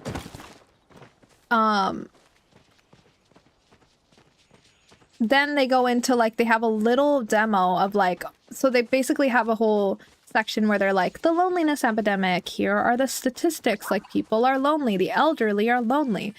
And then they have this little demonstration of the person talking to, grandma talking to the chatbot. They like play a short clip of it. They didn't have too much time. Each presentation was 3 minutes, so they couldn't show us the whole thing, but they do that. Obviously, me and my friend are like, what the hell is this? But I mean, we're just watching. We were debating leaving sooner actually, but we were like, oh, we'll stay because maybe we'll see some really cool ideas and we'll get inspired. I hate to say that didn't happen. And that's not me like poo-pooing on people. That's just me poo-pooing on tech bro culture and tech bro AI culture, because I feel like this hackathon kind of exemplifies a lot of things I hate about that. Not poo-pooing on individual participants, because I think everyone's trying their best. I think we're living in a time that is incentivizing people to, I don't know, just use these things in strange ways and nonsensical ways. And it's like, okay, do we even need to be using this tool for this problem? Like, you're using a hammer for this thing, but maybe you need a wrench, you know? That's how I see the whole, like, do you need to use an LLM for this thing? Maybe you just need to use your brain.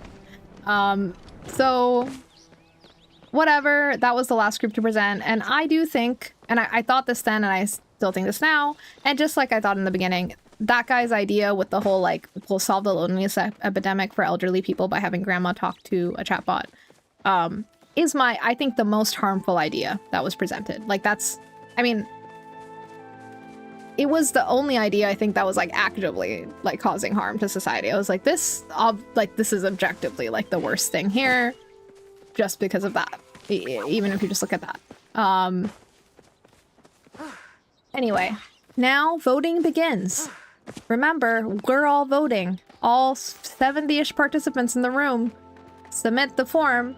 I didn't submit the form, and I think my friend might have not either, but that's because we were checked out by that point. And also, like, one of the presentations, like, I actually couldn't understand fully because it was in Japanese, and I missed some parts were a little bit above my level, I will say. So I just decided to sit out the whole voting because I felt like it wasn't fair if I didn't understand one of them. Anyway, votes are submitted. Winners are announced. And in third place, we have one of the craftspeople, like Etsy-esque apps, basically. Like, okay, sure. In second place, we have Wi-Fi surveillance on Grandma to make sure she's okay. And in first place, this is where you need to have a drum roll. In first place, who do you think won first place in this hackathon? It was solving the loneliness epidemic by having Grandma talk to a chatbot.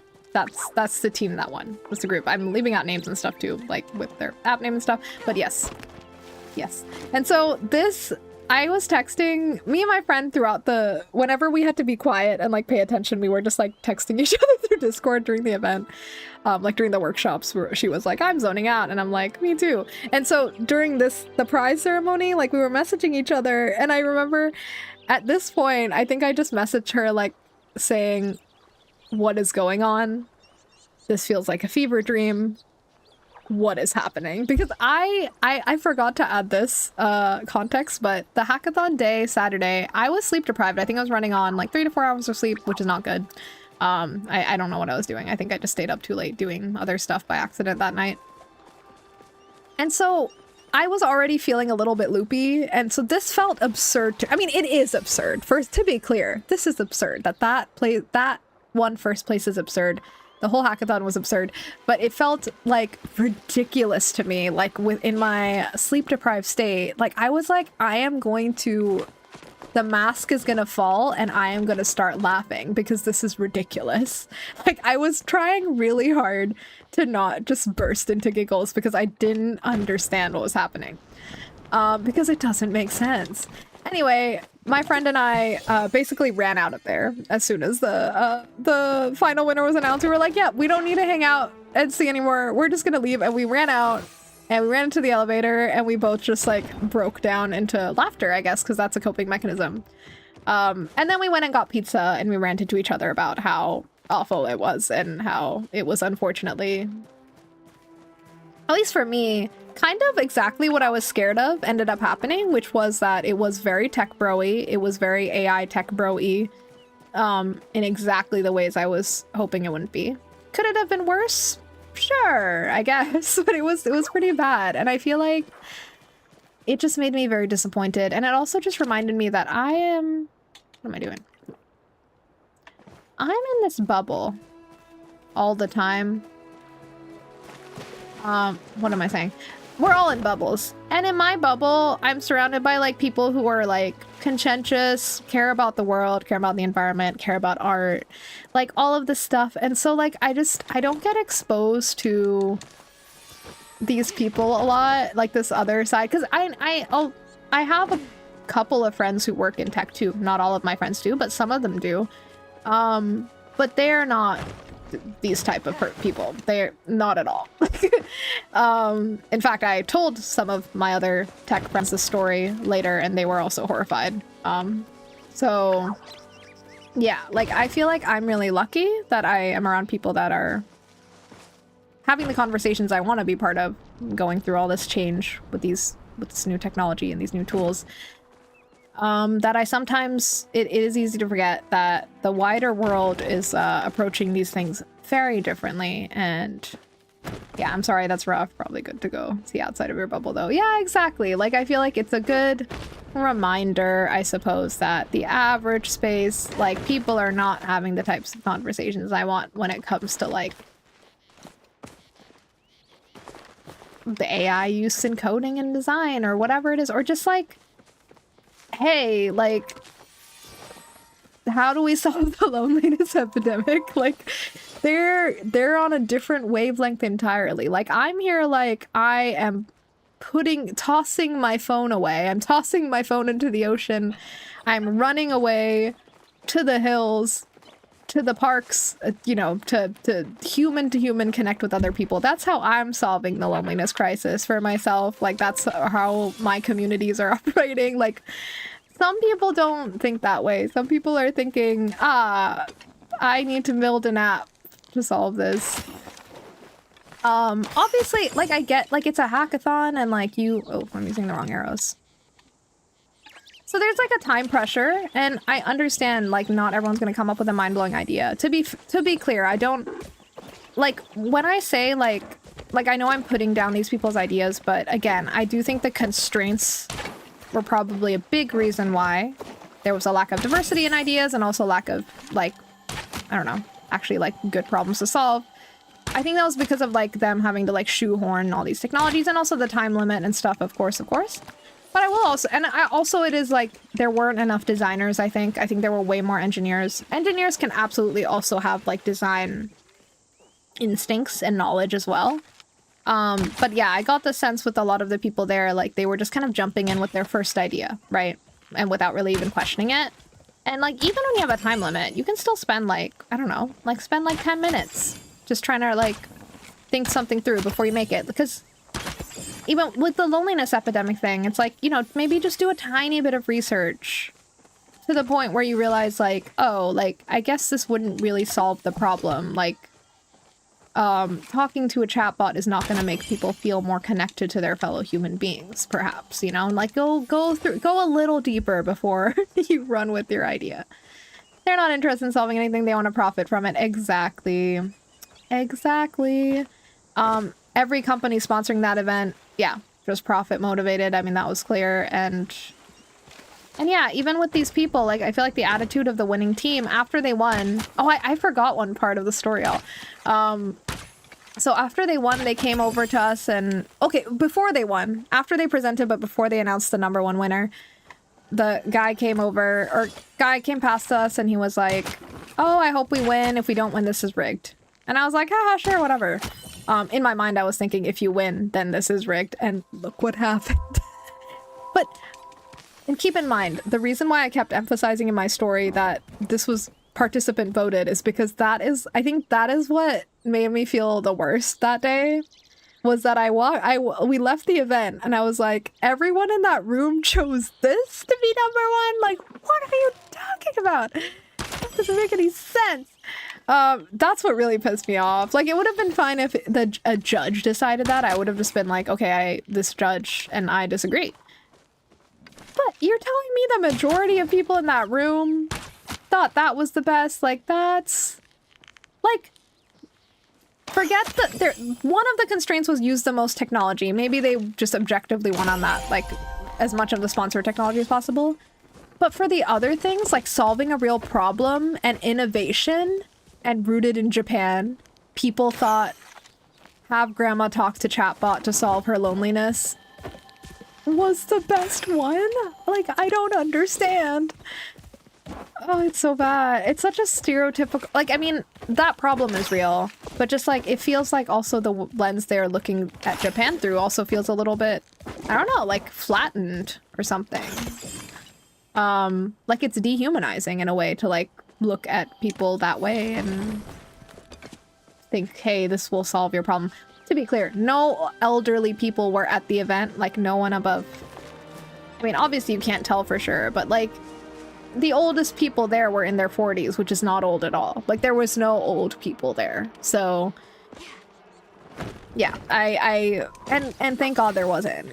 Imagine what would have they thought if they saw that and they were like, wow, everyone knows how to solve our problems, and apparently it's just having us talk to a chatbot instead of treating us like human beings. I worked at a consultancy last year and it was full of people like this. People who just are all fluff with no actual expertise. Oh god, oh god. The bit I struggle with is, oh, I missed your earlier message. The bit I struggle with is that these tech bro-y type people want to be surrounded by that. Take me back to the time where the most advanced app was a fake beer that you could pretend to drink. What a time. What a time. I miss that. But yeah, I feel like things are just so complicated now, and I hate it. Anyway. Or I don't hate that it's complicated. I hate that the larger conversation that I peer into once in a while scares me because I can't see anyone I can relate to, and that scares me. And again, I remarked on this in the beginning, but like, yeah, there was a lot more mask dude energy in the room, and especially after hearing everyone present, I'm like, yeah, most of these people are like straight dudes. You can tell. Like, look at the ideas. I don't know. Like straight tech bros. And yeah, I also noticed that very few of the groups that actually made it to the finals even had any femme people in them. Femme presentings, people, like women. Like there was like one in one group, one in the other, and I think that was it. Everyone else in the presenting groups was mask. And so not a great sign. Who knows what ideas they didn't pick. Maybe they were better than the ideas that the judges did pick for the 10. Like the first 10 that they picked and then got narrowed down, right, by the participants, but whatever. Anyway, I think that's probably as far as I need to go there. Thank you for listening to my rant. But I guess the takeaway is AI tech bros are very scary, yes indeedy. And they're your neighbors. They're like everywhere. And I am in like a lovely little bubble where people are speaking very differently about this. So like getting out of that bubble and going into like the wider world is, yeah, upsetting, but also just shows how, I mean, it also, I guess, maybe a good takeaway is that like, you know, anger is a good feeling to have because it can be a motivating feeling. It can remind you that, you know, how important it is to make sure there are diverse voices in these conversations. Gender diverse. Also, I saw your, why was your comment caught? Because you used mask, is it? Oh, okay. Oh, it's because them, they're shit. Sorry, I was wondering why Automod would flag your comment at all. Okay, now I let it through. As a formerly mask-presenting person, I'm going to solve the mail. I'm making a chatbot that insults men, tells them their shit to get them away from their phones and into real social situations. Maybe that's what's necessary. Oh, sorry. I did forget to insert in my rant. This was the thing I was going to get to before. That guy came to us back when we were... before his team won.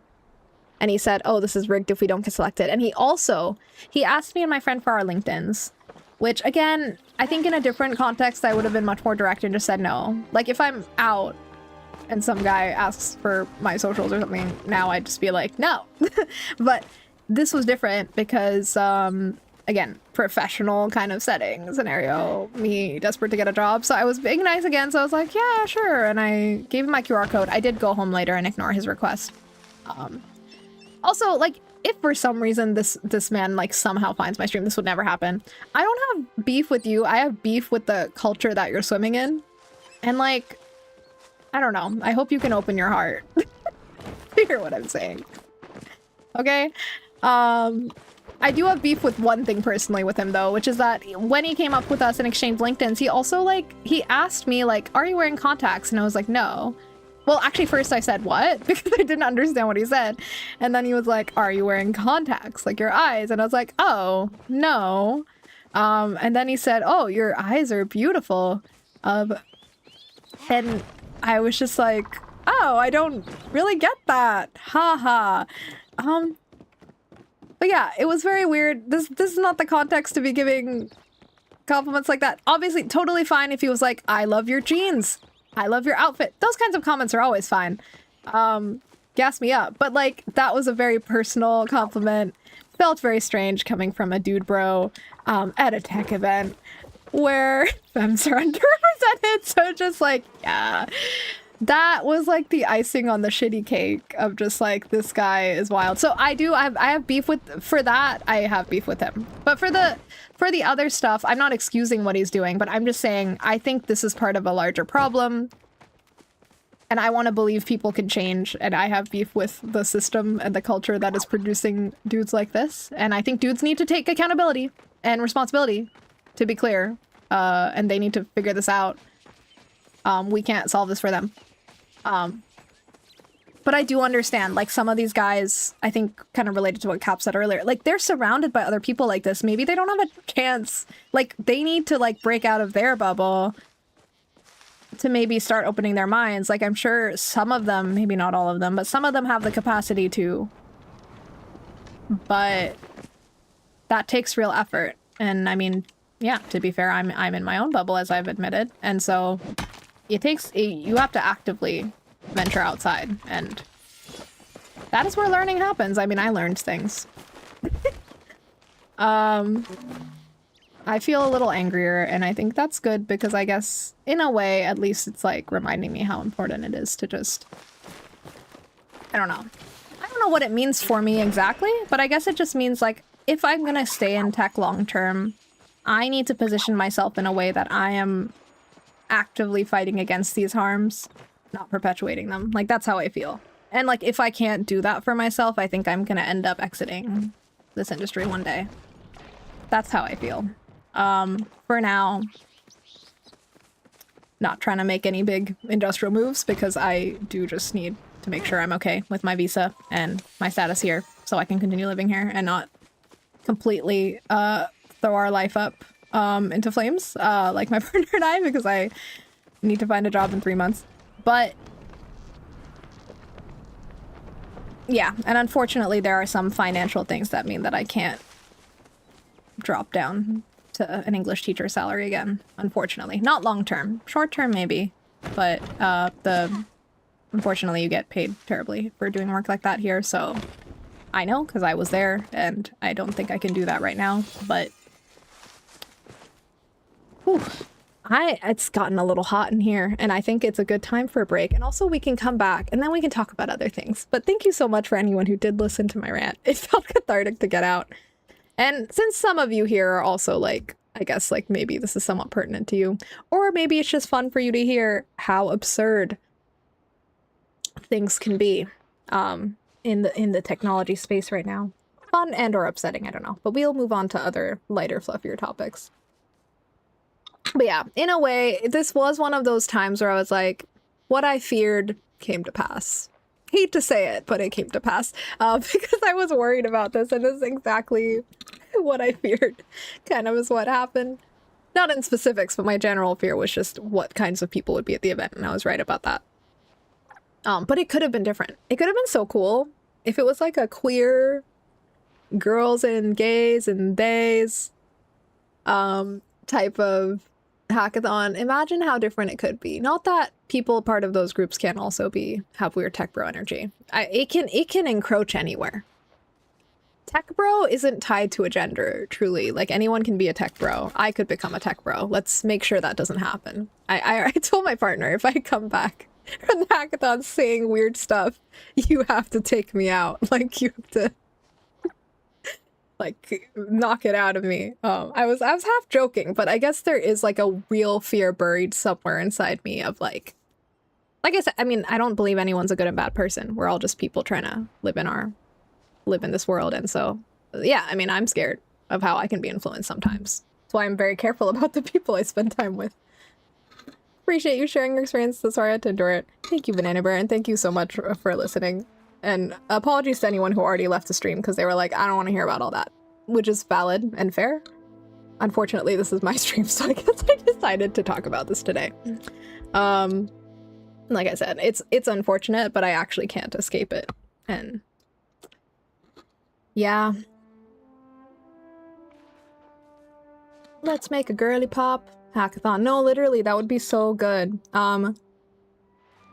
Actually, I was talking about this with a friend who is a community organizer, very cool person, and he was saying, he's actually the partner of the friend that I went to this thing with, and so he heard all about it from her as well.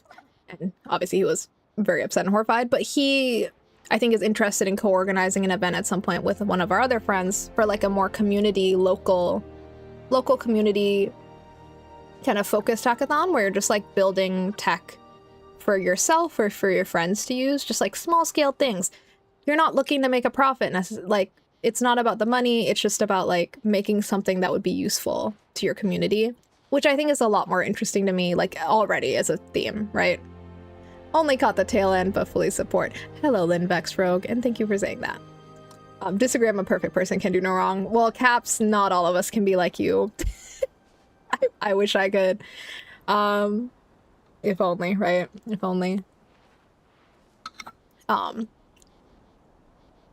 yeah, I feel like anyone, and I'm sure anyone else who is in the tech world, if whether you're listening or in the chat, but like I feel like it's a very weird time to be in that space. I mean, truly. Like sometimes I wish I wasn't, just because it would be simpler, but it's also an opportunity, I guess, if I have to spin it in a good way, of like, whether we like it or not, this technology's here and it's already changing the world and it's going to continue to change it. So like I said, I'm like, how can I be a good part of this thing instead of a bad part of it, is basically what I'm trying to figure out.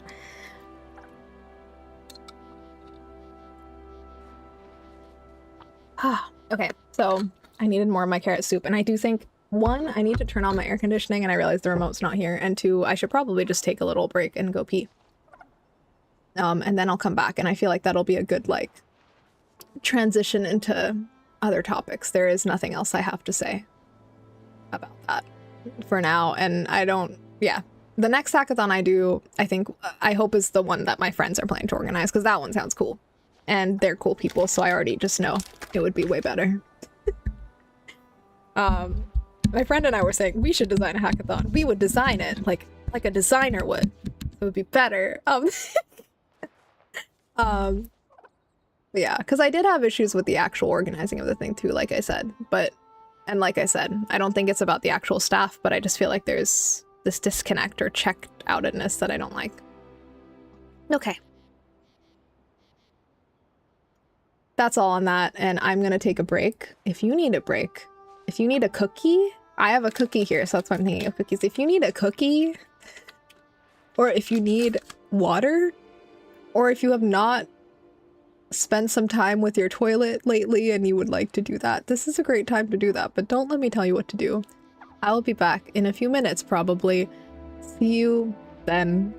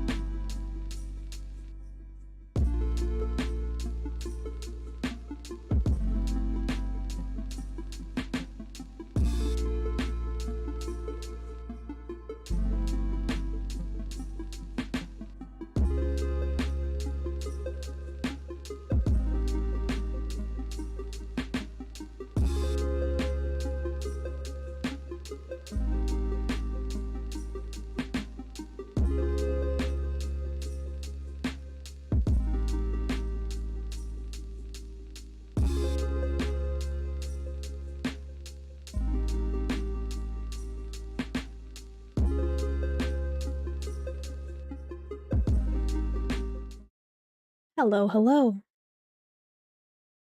Yeah, we are helloing. I'm like, did I transition? Yes, we're back. I hope you had a good break. If you took a break, if you didn't take a break, that's okay. I said that in such a judgy way. It is okay. It's like how I feel when I use the Pomodoro technique all the time to, you know, trick my brain into focusing, where it's like, focus for 25 minutes, take a 5-minute break. I never take the 5-minute breaks. But I'm like, I should take the 5-minute break. I mean, to be fair, everyone has different periods where they focus the best. So you don't have to take the 5-minute break after 25 minutes. I guess more what I'm saying is I should take a break at some point in time more than I do. That I should do. I do think I tend to focus for longer periods. So like rather than 25, I feel like the sweet spot for me is maybe like after 2 hours, like go take a break. But I don't do that, and that's bad. Sarcastically, sure, you can take a break. Toxic boss feeling right. Not me being the toxic boss. That's the sound of my brain breaking. Okay, here we go. I keep going down rabbit holes where I'll sometimes be like, do I have dyscalculia? And then be like, oh, I don't know if I have dyscalculia, but I am just ADHD and maybe that's just what it is. But specifically with left-right confusion, confusing the directions left and right. I think I've just been noticing it recently with like, I don't know, gaming with friends. It came up again the other day and I'm like, this does happen a lot, and literally should I be ever driving a car? Maybe not. Which I don't really mind because I don't really want to drive.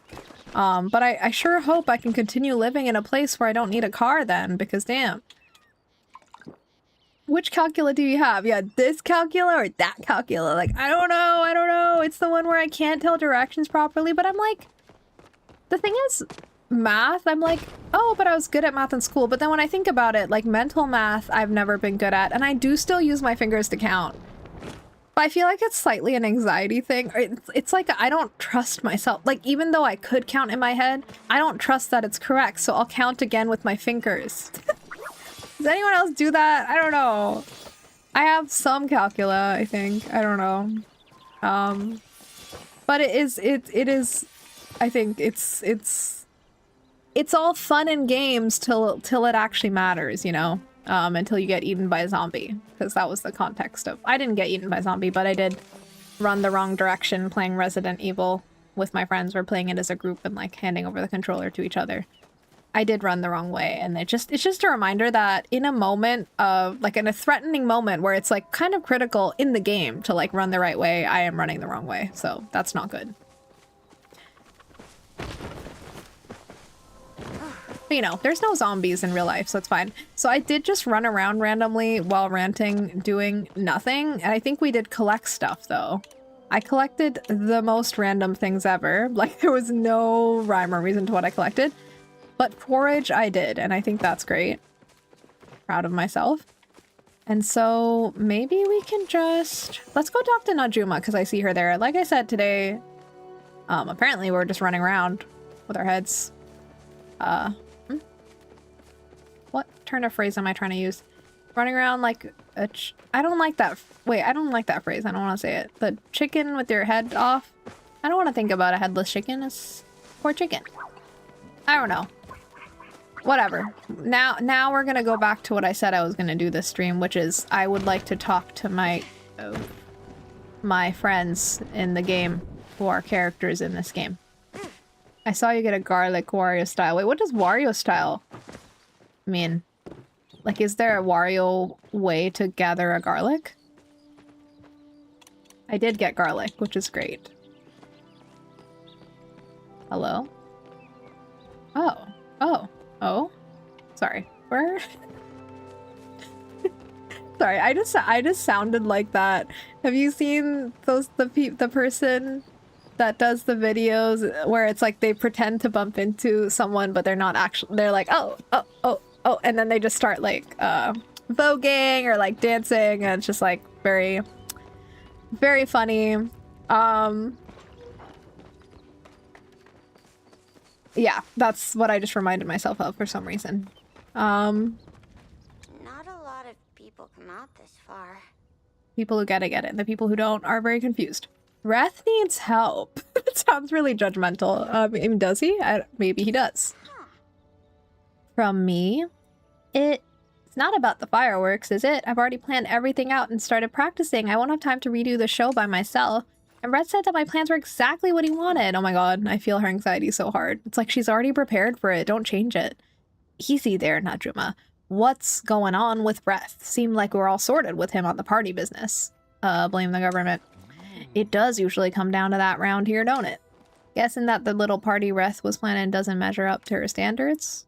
Well, that means I have a lot of work to do. What's another all-nighter when there's people relying on me?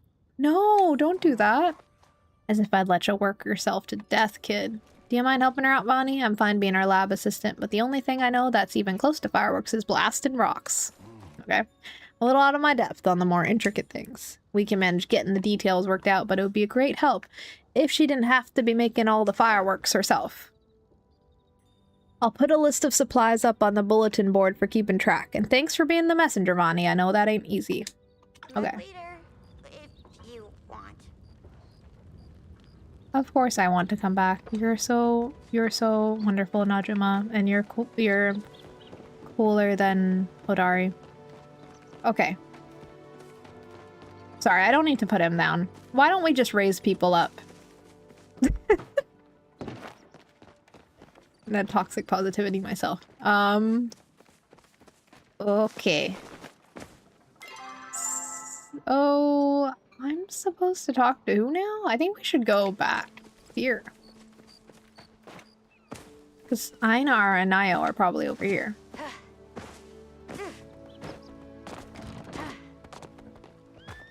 Oh, my... Oh. I feel like I kind of got in that person's way, you know.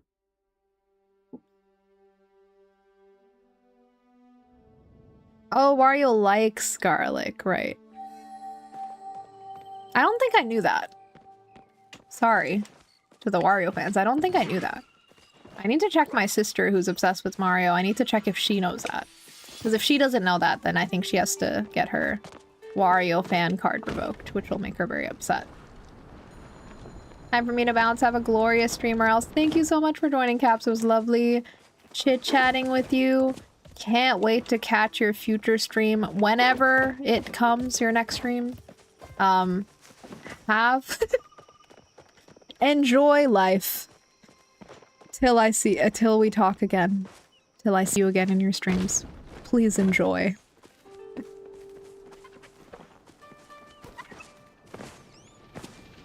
Okay. It's really easy. This is why sometimes I'm like, when I'm writing, actually, you know what? No. I'm revoking what I was about to say because I don't feel like talking about it anymore. Okay, let's go here.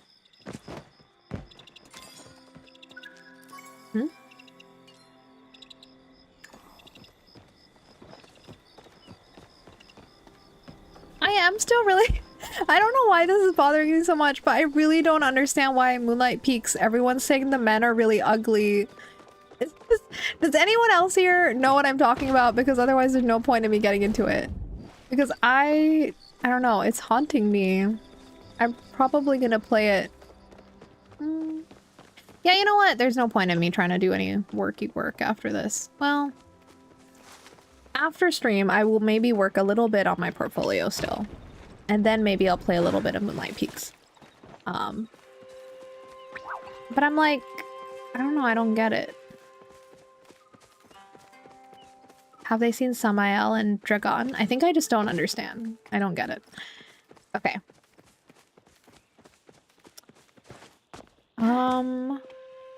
Hoshio. But you know, I've seen people talk about how it's also like people with different, like straight women. Yeah. Okay, let's say like, for example, a straight woman's taste in men, for example, could be different from a bi woman's taste in men, for example.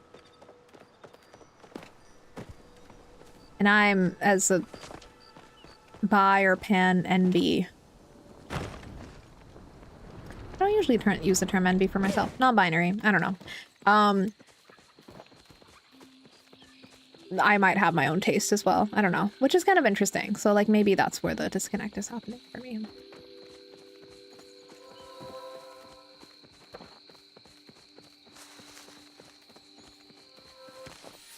Okay, I got a little distracted, but I am heading in the right direction to go talk to Niall. So we'll do that. Just truly so random what we're doing today.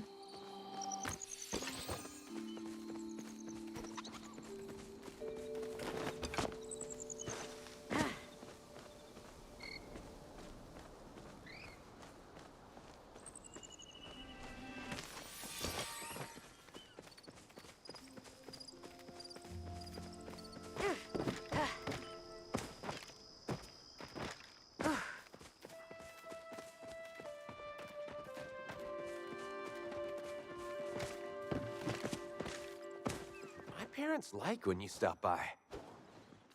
Reth needs help. Wouldn't be the first time. What's up with him? Does it have to do with the party? Because I told him I'm ready for anything. Eshe wants to shut it down. What? But then no one will come to my booth. I have so much cool stuff for sale and Najima won't get to blow anything up. She loves exploding things. I guess I could really go to town on some extra decorations for my booth. And maybe even the whole beach. Hang on, I went too hard on the last thing here.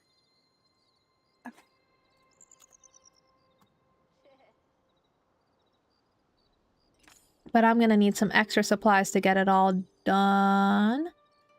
And if I'm decorating, I won't have extra time to run my boots, so I might not have enough shells. Oh boy. Shells and some other cool looking beach things too. That's what I asked for at my booth instead of gold. That way I can get more stuff to decorate my booth, and even the kids can buy things without worrying too much about it. Oh, that's nice. I think Ani has caught up at least half of Killiman's crabs looking for their shells.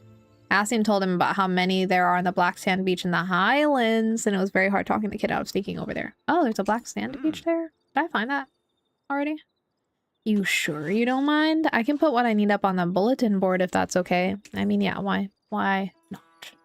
I just need the crab shells, normal beach shells, sea glass, and any cool fish scales you find. I guess we'll have to go to the Highlands to find that. We'll see if we'll do that or not today. I found the most glass by picking up corals and shells and even when opening a couple oysters too. Einar is usually the one bringing me the scales. I think he just finds them when he's fishing in the ocean though. Alright, let's go save this party. Okay. Are you here to see the Ormu or me?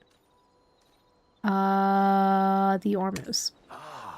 Oh, it's sweet how much you care about them. I really like that about you. Here, do you want to help me brush Butterball's tail out? Aww. He's just really capturing me with his animal loving Riz. What can I say? I love a person who loves animals more than they love me. Yeah, let's go with that. Okay. Oh. Is this palia?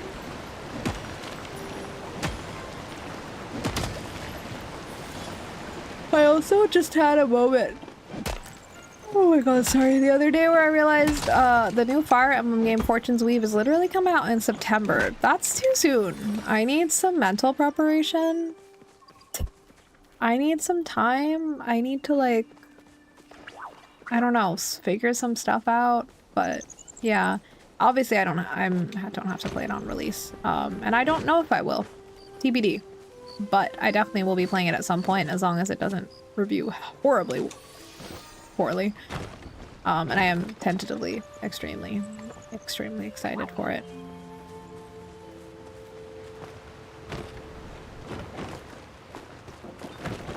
Help! Okay.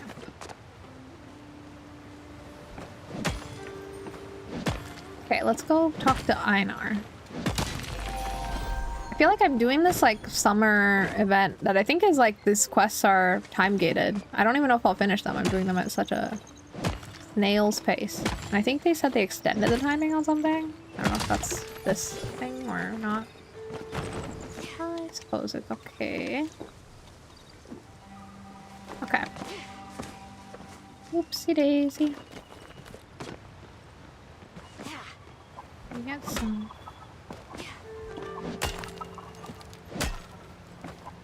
copper, some wild onion. Woohoo.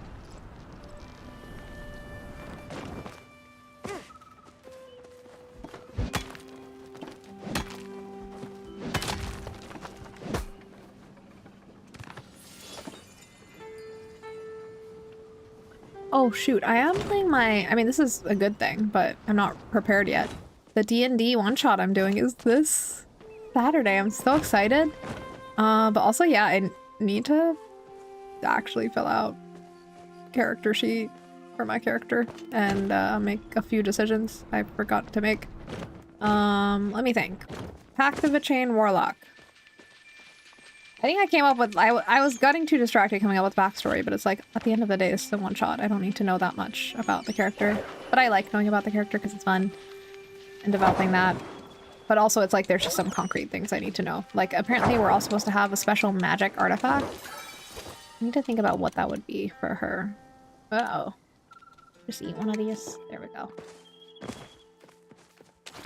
She's like, Pact of a Chain Warlock with a pet rat. She's kind of like a Karen, or I don't know. I'm like, she's not afraid to talk to the manager, and she will talk to the manager. That's that's the vibe. I think it's gonna be a little bit like came from wealth but doesn't have wealth anymore kind of vibes.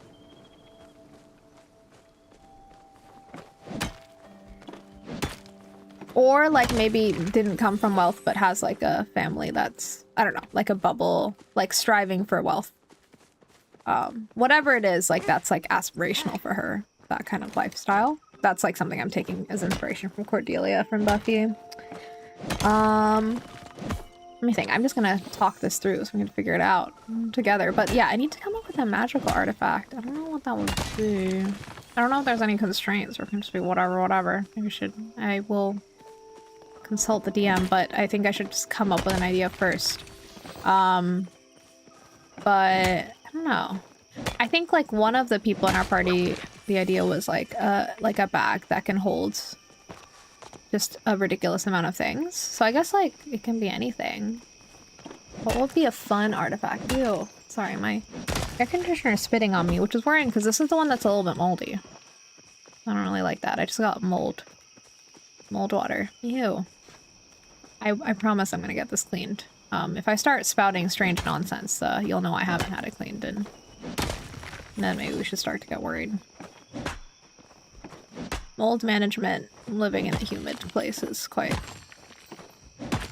it's a bit of a thing. It's a bit annoying, but it has to be done. Or else the mold will get you.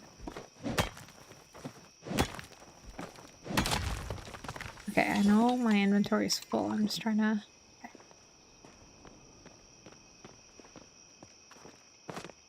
Einar. I know we need to go home and deposit stuff in the inventory, but let's talk to Einar first. And then we can do that. Aw, look at him. Someone is speaking at me. Wrath needs help. And how may I assist him? Does he require fish? Of course, the fish must enjoy the festivities as well. I see. How kind of Eshe to consider their preferences. We will require an array of different fish species for a complete survey. Peelyfin, for example, greatly enjoy the music of the steel guitar, but Killama catfish prefer reggae. It will go faster with your assistance. I will list a few aquatic friends for you to talk to on the bulletin board. Ooh. Interesting. Temperature. The problem is this is like right above my desk. And so sometimes I get too cold too quickly. Okay. You can't see it, but... Okay, so we have to go back to the board now, I suppose. Goodbye. Goodbye. I love Einar. The conversation has now ended. Goodbye. Exactly. This is... I wish it was socially acceptable to just talk like that in real life, because I would like to do that sometimes.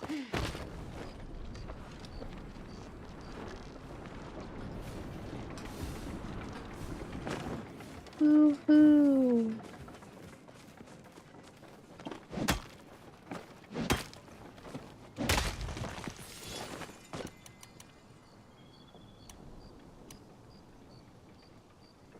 Hmm. Let me go to the bulletin board. And then we'll go home and sort out our inventory. How about that? Okay.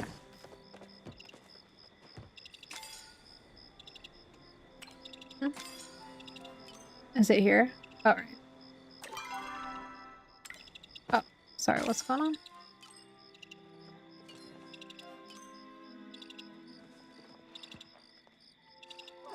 Wait, is this just... I don't know if I get it. Oh, oops, I don't even have fishing skill level 10. That's kind of embarrassing. Oops. Can I even proceed with these quests though?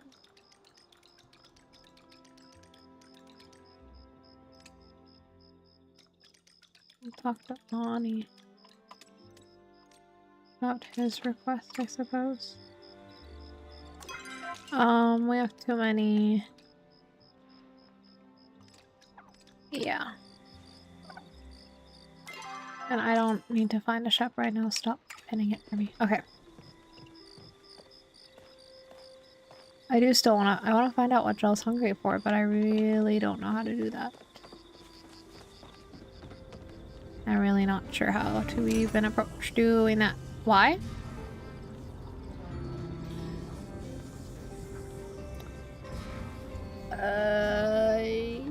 Yeah, okay.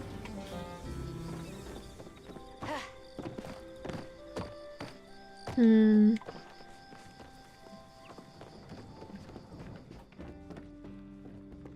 Alright, we should just go to our pot. But we're pretty close, so maybe we will go up here ourselves. Oh, I like that the horse has like a no sign. The horse is cancelled in here. No mounts allowed. What about now? Oh, yeah. That's fair. I feel like it would be disruptive if there were just horses running around in there. It would be wild. Oops. Especially the way I ride my horse. It would be very distracting. Whoa. Ugh. See, why don't they let you jump that fence? That was embarrassing. I just embarrassed myself in front of that person with a very cool outfit. It's all their fault. For not letting me jump over the fence in style.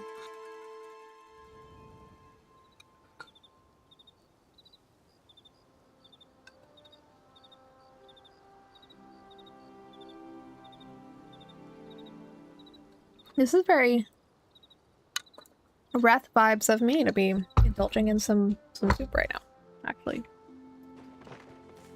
As I said, I've been missing Wrath. Oh, God. Hello? Okay, I forgot to set up these crafters and stuff. With things. That's my bad. I should have, because... Wasn't I trying to make lots of glass so I can make money? And the gas? From the glass bulbs. Indeed, I think I was trying to do that. So, yeah, let's let that happen.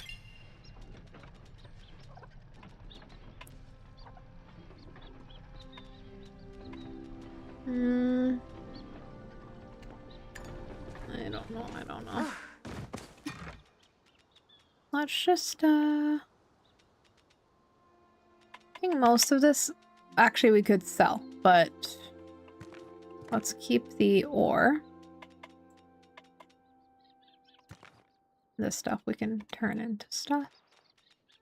And garlic and herbs and things like that. Like the ones we can cook with, we should keep, like spice sprouts and such, because it's useful. The rose I'm just keeping for, I don't know, I just felt compelled to keep it. I can't really explain why. Let's keep some meat. I guess we don't really need all that meat, but maybe we're gonna cook with some of it, so maybe also before I put everything, sell things I should.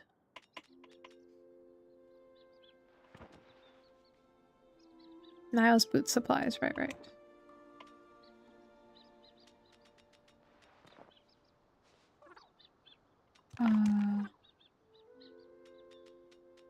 rest of this I can probably sell. How do I put these in my bag now? Oh. Why do I have to just move it? I don't understand. Oh. Okay. Just understanding how that works. Okay. Let's try cooking. And... Oops, not that. We can make hearty vegetable soup as always, and that's really it. So we can just sell all the meat because we can't actually use it for anything right now. But let's definitely cook some more food up.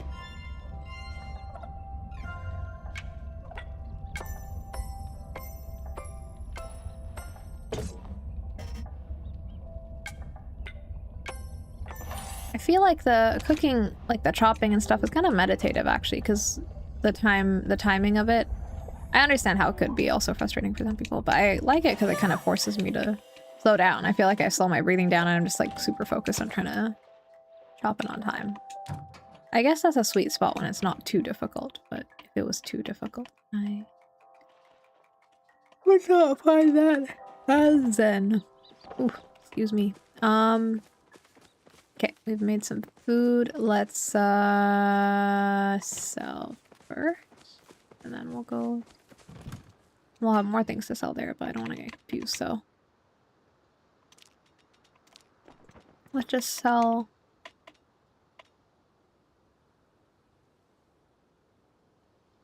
Summerfly Garden. Oh, that's needed as well for something. I guess I'll keep it. This is clay. Okay. Okay, not a bad haul. 1,500 gold for like not paying any attention while I was ranting. Isn't bad. Now let's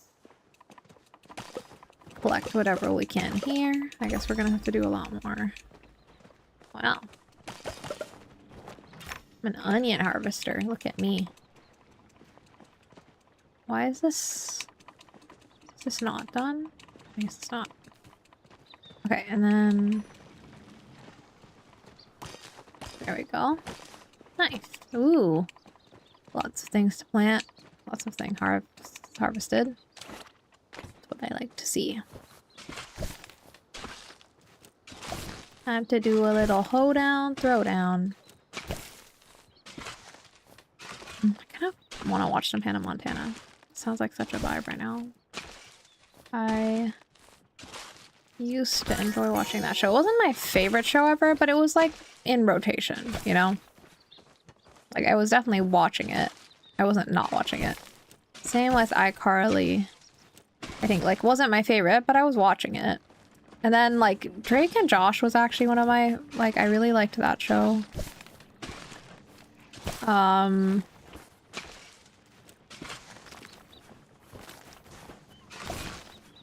I know maybe Drake's kind of, I don't know what's going on with the actors anymore, to be clear, because I feel like I've heard weird things, but, or maybe I haven't, I don't know, but the show was fun. I liked that show. Okay, let's get seeds first and just plant, and then we'll figure out the rest. Right.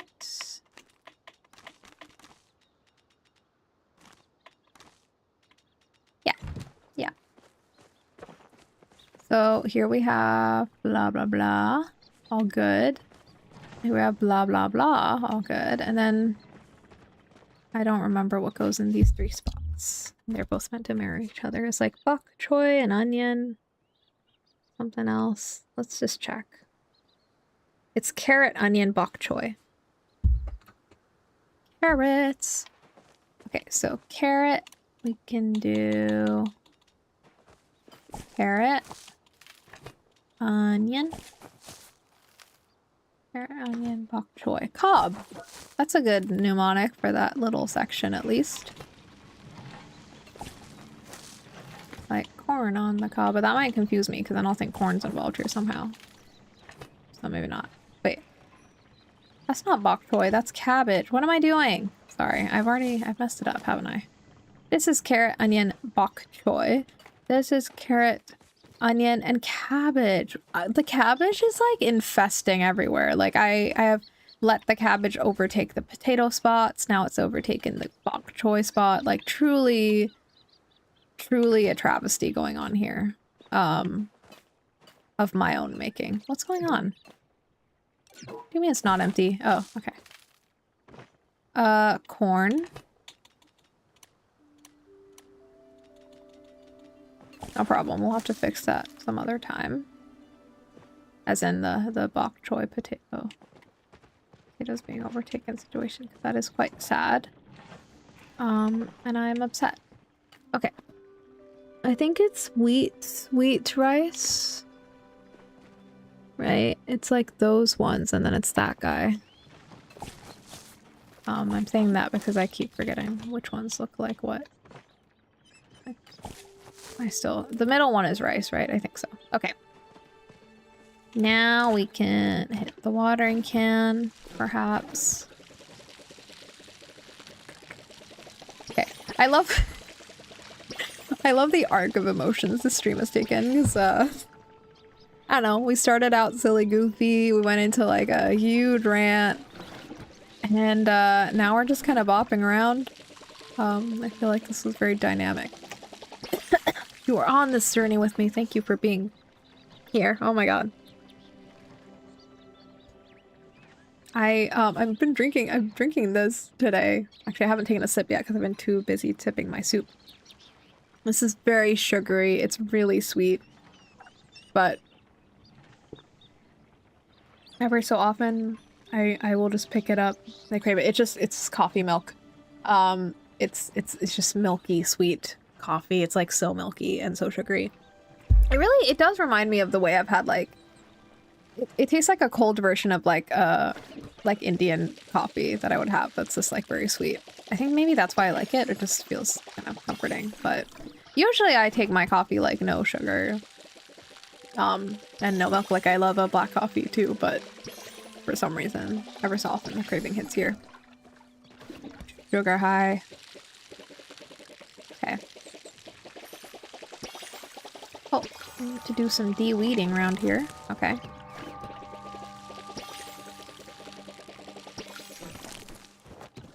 Who's weeding? Or, sorry, who's... Who's? Okay, sorry, the time just ticked over again, so let's... I'm not confused, let's just do a little more harvesting. We have some more things to plant, in fact. You thought you were done? No. Okay. I'm sure the expert palia farmers planned this out better so that they're harvesting things at sensible times and planting new things at sensible times and whatnot. Ooh, here's a random question. Has anyone here read Allie? Is it Allie Hazelwood? I think it's Allie Hazelwood. Could be getting the author name wrong, but the book Bride. A werewolf and a vampire get married and stuff happens. That's... I think that's the premise. That's not a spoiler. It is literally in the first few pages. I just started reading it because I was like, I've been in a little bit of a reading slump with fiction and I just need something fun, feisty. We're in Summerween, you know, we're in the pre-months to Halloween. I'm playing Moonlight Peaks. I've already been, like, had my vampire, like, interest reignited this year, as many of you know. And so I just feel like this is just, like, a path I should just continue down. Like, more vampire werewolf stuff. Why not? Why not? And I know I've been meaning to read, I forget her name now, but the Vampire Chronicles, or not what that's called. Those books. And Rice. Yeah, but I think it's just the style of the book I'm not compelled to read right now. I do definitely want to get back to that book, and I think I will hopefully enjoy it. But I think I'm just in the mood for something a little more, like, silly, goofy, fluffy right now. And, that is not that, but I feel like Bride might be. So... started reading it. I mean, so far I'm into it. It's my pre-read before bed, so I usually fall asleep reading it now. I've only read it for 2 nights so far, but I'm enjoying it. I like the... I think the prose is written in a way that I like, which is good, because sometimes I think I just get turned off pretty quickly reading something just because I don't like the prose. So Makes me sound like a snob, but I just like, you know, I mean, you have to vibe with the writer's voice, right? That's important. It's everyone has their own preferences around that, but I feel like sometimes that happens to me with like romance heavy books too, where sometimes I just don't like the voice of the character and like the voice the author has given the character. With like specifically in first person books, especially like that's like a big deciding factor for whether I'll like it or not. But with Bride, I feel like I like it, so that is good. Okay, I think we're doing tomatoes here. Tomato, tomato. Blah, blah, blah. Tomato, tomato. And then stuff here. And then here we have blah, blah, blah. We have blah, blah, blah. And we have tomato, tomato. Oh, wonderful. Okay. Now we can get these all watered up again.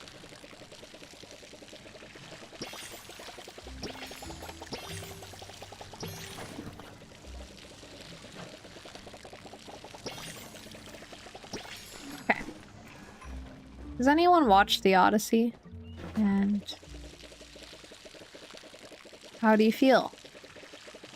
I mean, I definitely want to watch it. But it will take a while to come out here in Japan, so I'm just waiting.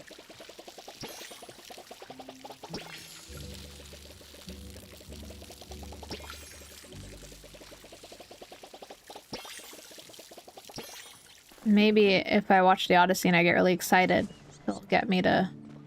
It'll spark a fire in me and I'll want to get to playing Hades 2 finally, because I know I'll play that eventually and I'll probably love it, but it's... the urge hasn't yet hit me yet to play that game. Speaking of Greek mythology, that's the link in case people don't know. Hades, the first game I adored. I never I didn't finish it. I played it a bunch and I think I got an ending of sorts that is a true, I don't know, a true whatever. But I got like a solid ending, but there's still so many character relationship things that I could have done, but I kind of dropped off. But not because I didn't love it, I think I was just done for a time. I mean, it is like a more intense game, and I can only play games like that for so long. I'm still here. I just get very zoned into Minecraft. No problem. I'm glad you've been getting zoned in, because that's a good sign that you're just vibing and enjoying a game. How has your Minecraft adventures been going? How have your Minecraft adventures been going? Okay, this is done. I've done watered this. Oh, good. Good job.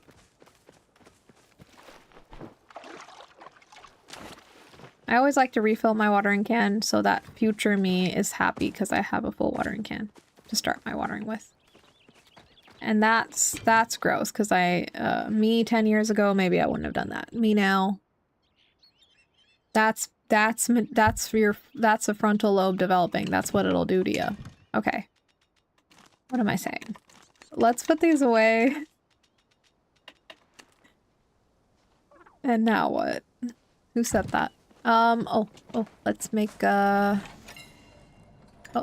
no. Let's put some guys in here and some guys in somewhere else, you know?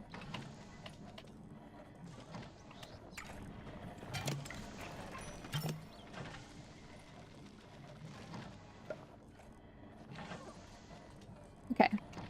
Like I said, we need more craft jars because we could be doing a lot more right now than we're doing. We could be doing a whole lot more.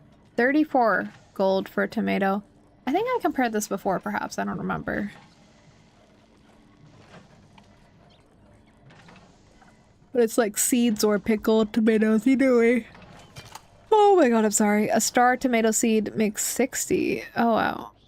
So yeah, maybe like for tomatoes, like making the star seeds is actually pretty solid still, maybe. This sells for 23 and a normal one sells for 40. So yeah, the tomato seeds I feel like are maybe more valuable even than the pickled version of them. It's going very well. I've gotten a few achievements done today. Amazing. What's your favorite achievement you've achieved today? Your top one. The most fulfilling one, if you can choose. Onions? But that's not a question for you, it's a question for me. Onions? What should I do with onions? Do I need onion seed? I actually do need onion seed, so how about we make some bok choy? We're good on the seeds, I would say. Corn. And get a little bit of corn seedage going. Why not?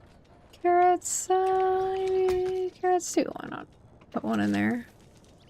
Everything else, I feel like, whatever. We have enough seeds and I don't care, so we don't need to do that.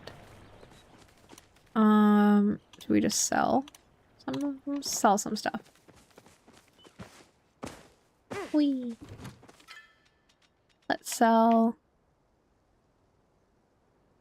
Doop doop doop doop doop. Doop doop doop. Wow, and then this will say for jam. Okay, not bad. Look at us, we're very close to making 20,000 gold. That's quite an accomplishment for me. Let's go here and put this away and put this away, and then yeah, that away too. Do I need to re-fertilize anything? That's kind of a weird way to say. Yes, I do. And yeah, that was a weird way to say that, but you know. Let's do the quality boost one. I feel like that's good for money, right? I am a for-profit farmer here. Sorry to say. It's all a profit here. Actually, that's not true. I like farming in this game. I think that's why I'm happy to do it as a money-making strategy, because I like doing it. Because you can make money in so many different ways in this game. But yeah, I feel like the gardening, farming aspect I actually like. I just really like hoeing down. I don't know. And like, I'm saying that in a funky way, but genuinely I do just really like the farming mechanics, including the hoeing and the watering in this game.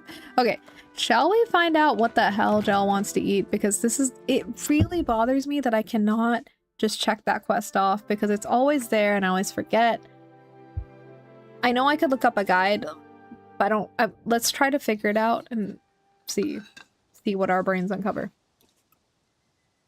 I defeated one of the main bosses. Oh, congratulations! Is it a boss that you failed to a lot of times before you finally won? I feel like it's so satisfying to finally beat something when it's like kicked your ass a bunch of times. Such a good feeling. And not a feeling you can exactly get in real life, because in real life, if a boss kicks your ass, I mean, because we're all fighting bosses in real life, obviously. If that happens in real life, then you can't really be alive again. I don't think. I don't have that feature unlocked. If anyone else does, you're playing a different game from me.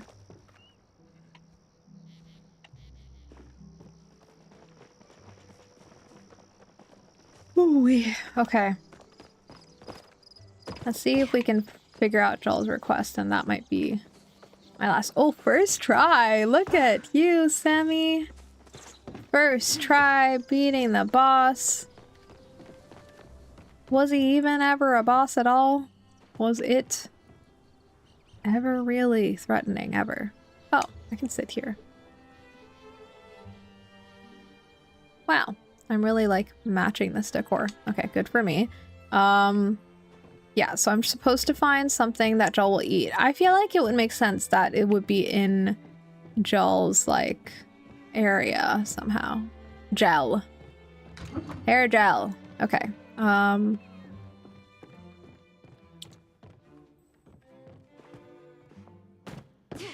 Ooh. I didn't know I could stand up here. I can pretend a mannequin. Oh no, I didn't want to open the premium store. That's how they get you. Okay, so do you want to eat clothes? Is that what you'll eat? Okay, so the radius here is... the radius all right. Let's see. Come now, let's catch up. Hope you're enjoying life in the valley.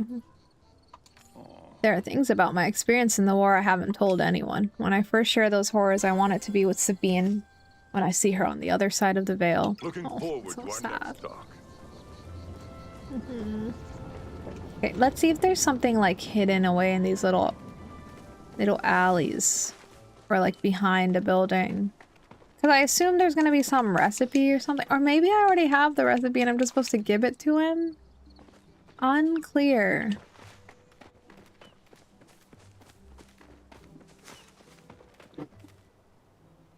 Hmm.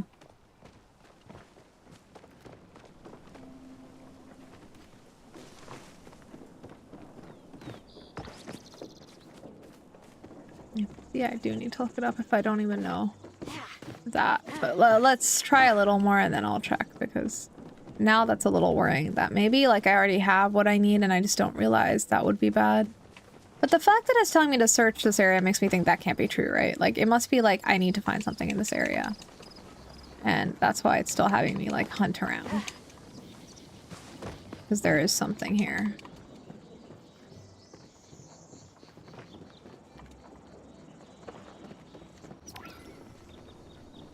Oh. I got excited for a second, but that's not.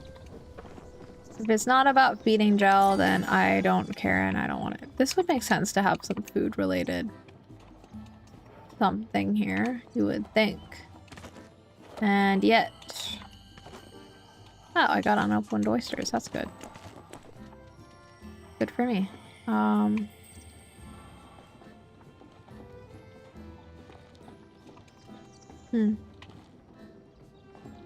Still can't afford that, though. I don't think that should be what I spend all that gold on to start with.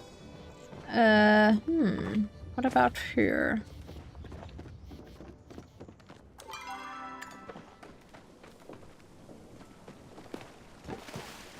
Oh, there's a little Kappa plushie in here. Floating around. That's so cute. I've never noticed that. It's all about the details. Okay, but where? I do like a scavenger hunt. I just hope that I won't be frustrated, because actually the answer is not searching around here. That would be frustrating. Like, I better actually be able to find the answer just by scouring.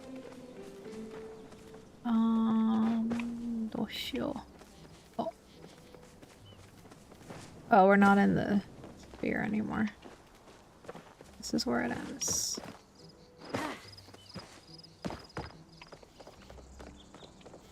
Could be something around here as well. Kind of weird. Like... I mean, Wrath and the inn are kind of part of this area. Maybe it's somewhere there would make sense too for feeding someone. Also, because this quest was given to us by Wrath because he was worried about Gel. Oh no. Oh no. Excuse me? So yeah, maybe that would make sense. Perhaps... Okay, I have run the wrong way. No problem. We'll go back.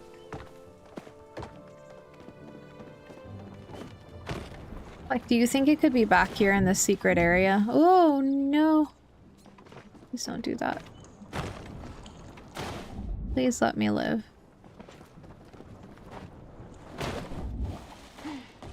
Thank you. Yeah, what if it's here somewhere? I mean, I've already looked around these places before, but... Press storeroom.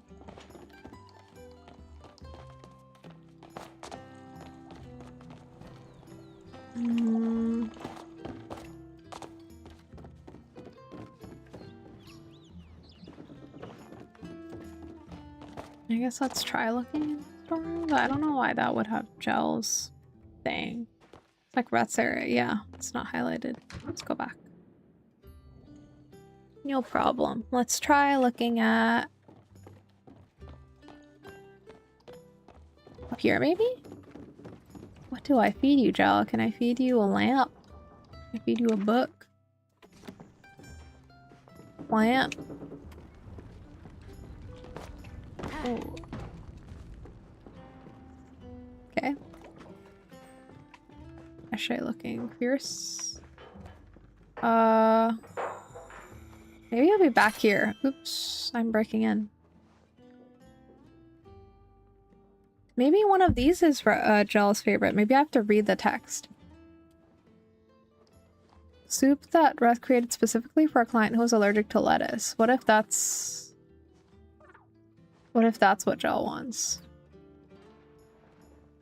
Maybe Gel's allergic to lettuce.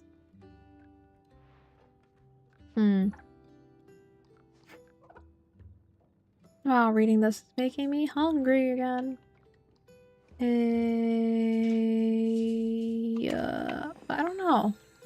Is that really what it is? I just have to buy one of Rhett's. Wait, maybe that's what it's meant to be, because it's like, oh, it's cute. Gel only wants to eat something Reth made because they're besties or something more. I don't know. I don't know what's going on. Who talks first? Oh, my bad. You? Oh. I'll be thinking about you. Okay, sorry. Soup. I can't handle that right now. I will also be thinking about you and Soup. Bliss? Let's just get the potato soup. You know, I almost got cold potato soup today, but I said no. I'm getting pumpkin instead. What does that say about me? I don't know. Should I just give it to him? I don't know how this works. Can I just give it to him, or will he just... like through the gifting thing, or is that gonna make him strange? Is that not gonna fulfill the quest? I don't know. Have you come for style tips? Any favorite way? Blah blah blah. Fine, star. Okay, so do I just give it to you? This gift is very unique. Yes, let's stick with that descriptor. The other words that come to mind tend to skew towards the insulting. Have an inspired rest. Dude, you're being annoying.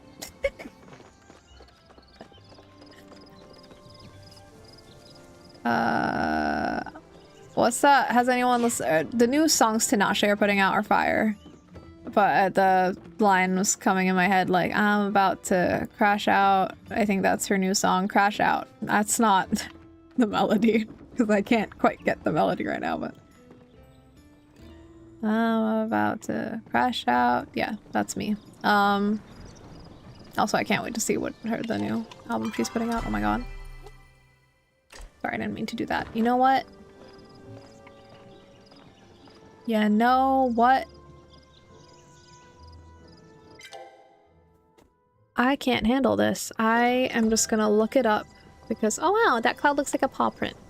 And stare at that while I look up this quest because I can't stand it anymore. I don't understand. He's insulting Brett's potato soup. Maybe he wanted the lettuce soup? Why am I... do I have to waste money on you to find out what you want to eat? Palia? Food? Or thought? Gel? Help?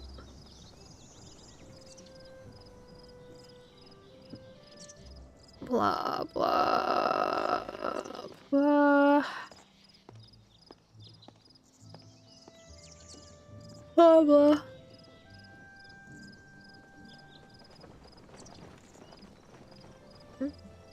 Figure out what Gel's hungry for. Go to rest. Okay, but how do you? Find and read the journal on the couch by the entrance of the tailor and speak with Wrath. Okay, and there was more stuff, but I didn't want to look at it because I guess this quest has a couple things going on. But like, hello? I was looking around the tailor. Am I really not observant enough? What's wrong with me? You can read it. I was literally sitting here. I was literally sitting here, and this was the answer to the thing. And I sat here, but I didn't read it. Yeah, that's on me. That's on me. That's annoying. Now I took away the satisfaction of figuring that out myself. But you know what? I probably wouldn't have, seeing how that went, but...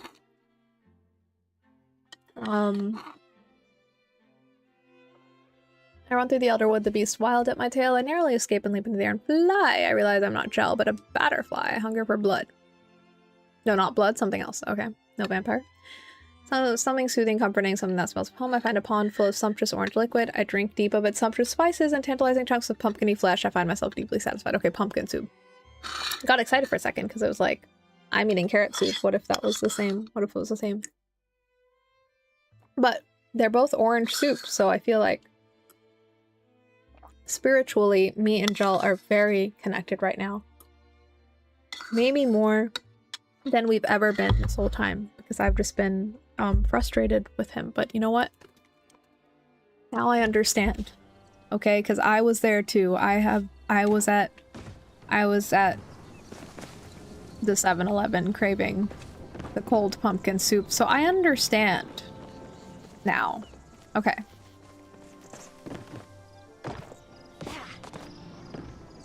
Sure. Who talks first? Me? You? Oh, you scared me. I thought you might be the magistrate. I know what Jel's craving. Ooh, what is it? Pumpkin soup. Really? That's great. I just came up with an amazing pumpkin soup recipe. Only thing, I don't have any pumpkin. Well, thank God. Too much without me. I will be crying. I think I have pumpkins, don't I? Wait, rock hopper pumpkin? What's that? Is that a specific type of pumpkin? I have normal pumpkins at home. We have pumpkins at home. What's a... Hello? Let me see.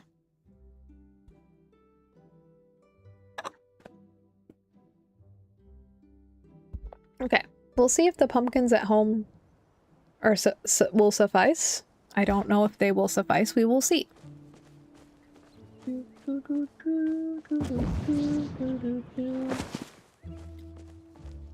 Okay. Boop. Pumpkin. Rock hopper pumpkin. Oh yeah. Okay, the pumpkins I have are rock hopper pumpkins. Ooh, I think I had just the right amount too, didn't I? Wow. Wow. Okay, let's just hold your horses. Oh, at least he didn't take the potato soup. He hated it so much he didn't even accept it. That's rude.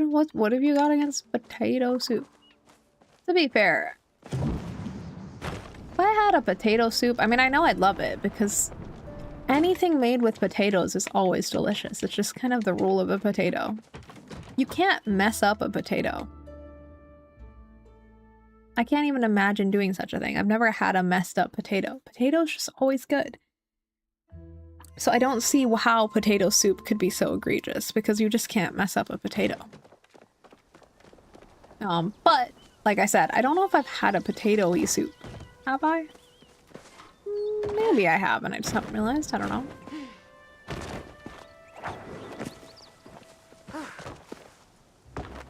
Now I want some tomato soup. I'm really like... Am I in my soup era? What's happening? This isn't really the time. Like, I'm just gonna caution myself and say, this is not the time to really be, like, into soup. Like, maybe wait for fall. That's what I would say. Like, if you really want to do it, we can do that. But I would say, let's wait. Maybe. Just a suggestion. Okay. Who talks first? Me? You? What if I just accidentally ask him to be my chef one day? I mean, I wouldn't mind that. Maybe he should be my chef. I don't know.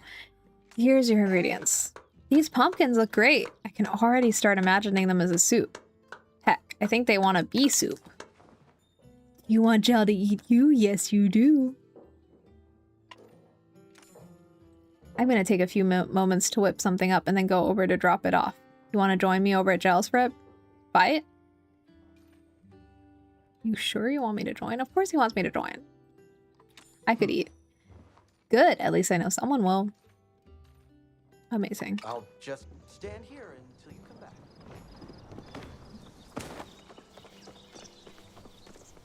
Why is that making me sad? Because of course he's gonna stand there till I come back because he's a video game character. Not me feeling sad for the pixels on my screen. Oh dear, oh Might I dear. be of assistance? Ring ring, it's the dinner bell. Breath, I told you, I'm not eating until I'm... Oh my, is that creamy pumpkin stew? The creamiest. The smell, it's from my dream. How did you know? A good chef always knows. Why don't you open your mouth and take a bite? Maybe just one, if only to get you off my back. Oh my, the flavors, the texture, it all just melds beautifully. Oh my dragon, this soup, it's not just food, it's art. I guess I was meant to do this quest today. That look on your face, it's why I do what I do. I knew the heat root was the right touch for your palate. Wait, did you create this especially for me? Yeah, of course. Why do you look so surprised? Do I come off some kind of jerk who doesn't do nice stuff for his friends? No, not at all. I see all you do for Tish and for Vonnie, but me? I never knew you thought of me as a friend. I never knew what you thought of me at all. Aww. Oh, Jell's being kind of relatable right now. Like me, like, I don't know. Sometimes I'm like, I feel like I hold people at more of a distance because I just assume like, oh, they probably don't think of me as a friend. They probably just think I'm an acquaintance. And meanwhile, it's like, I think they think of me as a friend. And I obviously only understand this in retrospect, but yeah. Oopsie. Dude, we hang out every day. Of course you're my friend. And as far as what I think of you, well, you're freaking awesome. I mean, look at this place. All these clothes. I could never do what you do. I'm in awe of you, man. Well, if you like my clothes, you'll have to let me dress you sometime. As long as you let me feed you. Oh, that was so cute. That is what? Sorry, but that's an inside thought. And like, I feel like that's a very like weird thing to say in this situation. Like, even if you do ship them, like, don't do that. Like, come on, okay? Let's respect these individuals. Okay. I don't feel like a third wheel. I mean, there can be 3 wheels. There's nothing saying there can only be 2 wheels here. We're all everyone is canonically poly in this game, so I like the soup too. Oh wait, what's going on? Oh, Bonnie, I forgot you were here. Excuse me. I don't like Jell for that. I really had better get back to work, but thank you both for the soup. I wouldn't say no to seconds later, though. Okay, why did Jell make me feel weird? See, Wrath didn't make me feel awkward because Wrath would never do that. And what is he doing? What is happening right now? Why are you moonwalking? Okay, it's fine. I'll just let you do that. Excuse me? Excuse me? Alright, this is all very strange. I'm gonna leave. When are they getting married? I mean, who knows? Now I'm like, am I ruining something? Why did you forget I was here? I'm the whole reason you even got fed. He doesn't know. He'd be starving without me. That's so annoying. I was okay with sharing, but I don't know if he is. I'm upset. It's been a beautiful day so far. I'm going to Shane because I'm like, I need to like, I don't know. It's like, this is a spiritual figure and I need to vent like a confession or something. I picked this valley to settle down in partially because of the mountains. I make a journey to the highest peak once a month just to get a little closer to the moons. Make sure you That sounds take lovely. time to enjoy the moment. So true. Okay. Well, at least we finally got rid of that horrible, horrible quest that was just constantly on my map, highlighting that radius around Jell, making me very, very, very upset. Now, where's Ani?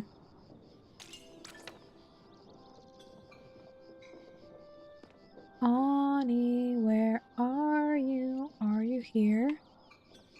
Is that where you are? Maybe you are.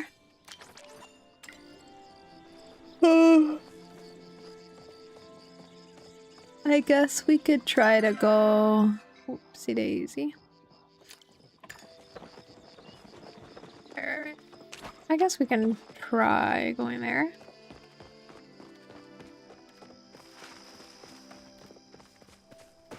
And you know what? That's not I don't think that's gonna be achievable right now because I probably want to wind down. So let's go back home.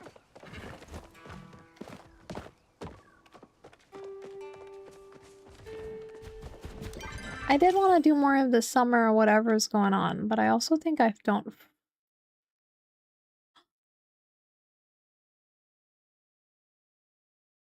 Palia just crashed. That is actually my first time ever seeing it crash. Yeah. It's never happened, which I guess I've been lucky.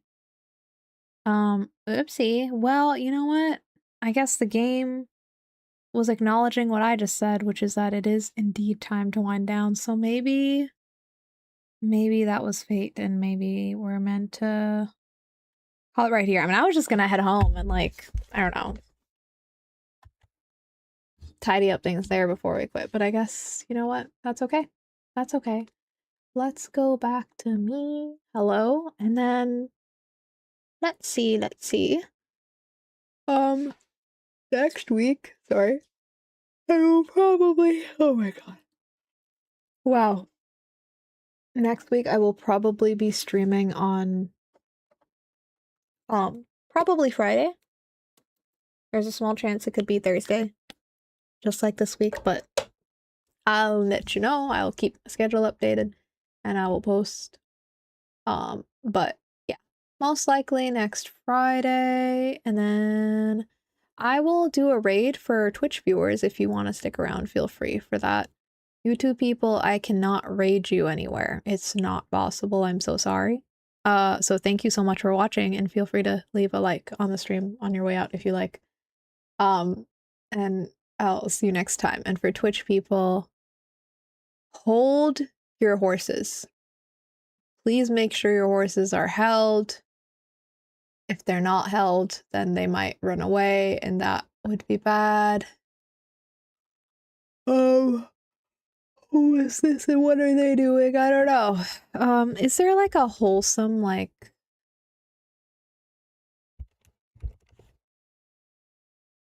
Hang on, let me see if I can find this thing that I'm looking for, and if I find it, say, because otherwise I'll just feel like I failed. Meow, meow, meow, meow, meow, meow. We need it to be English. Sorry. Meow, meow, meow, meow. Meow, meow, meow, meow, meow, meow, meow.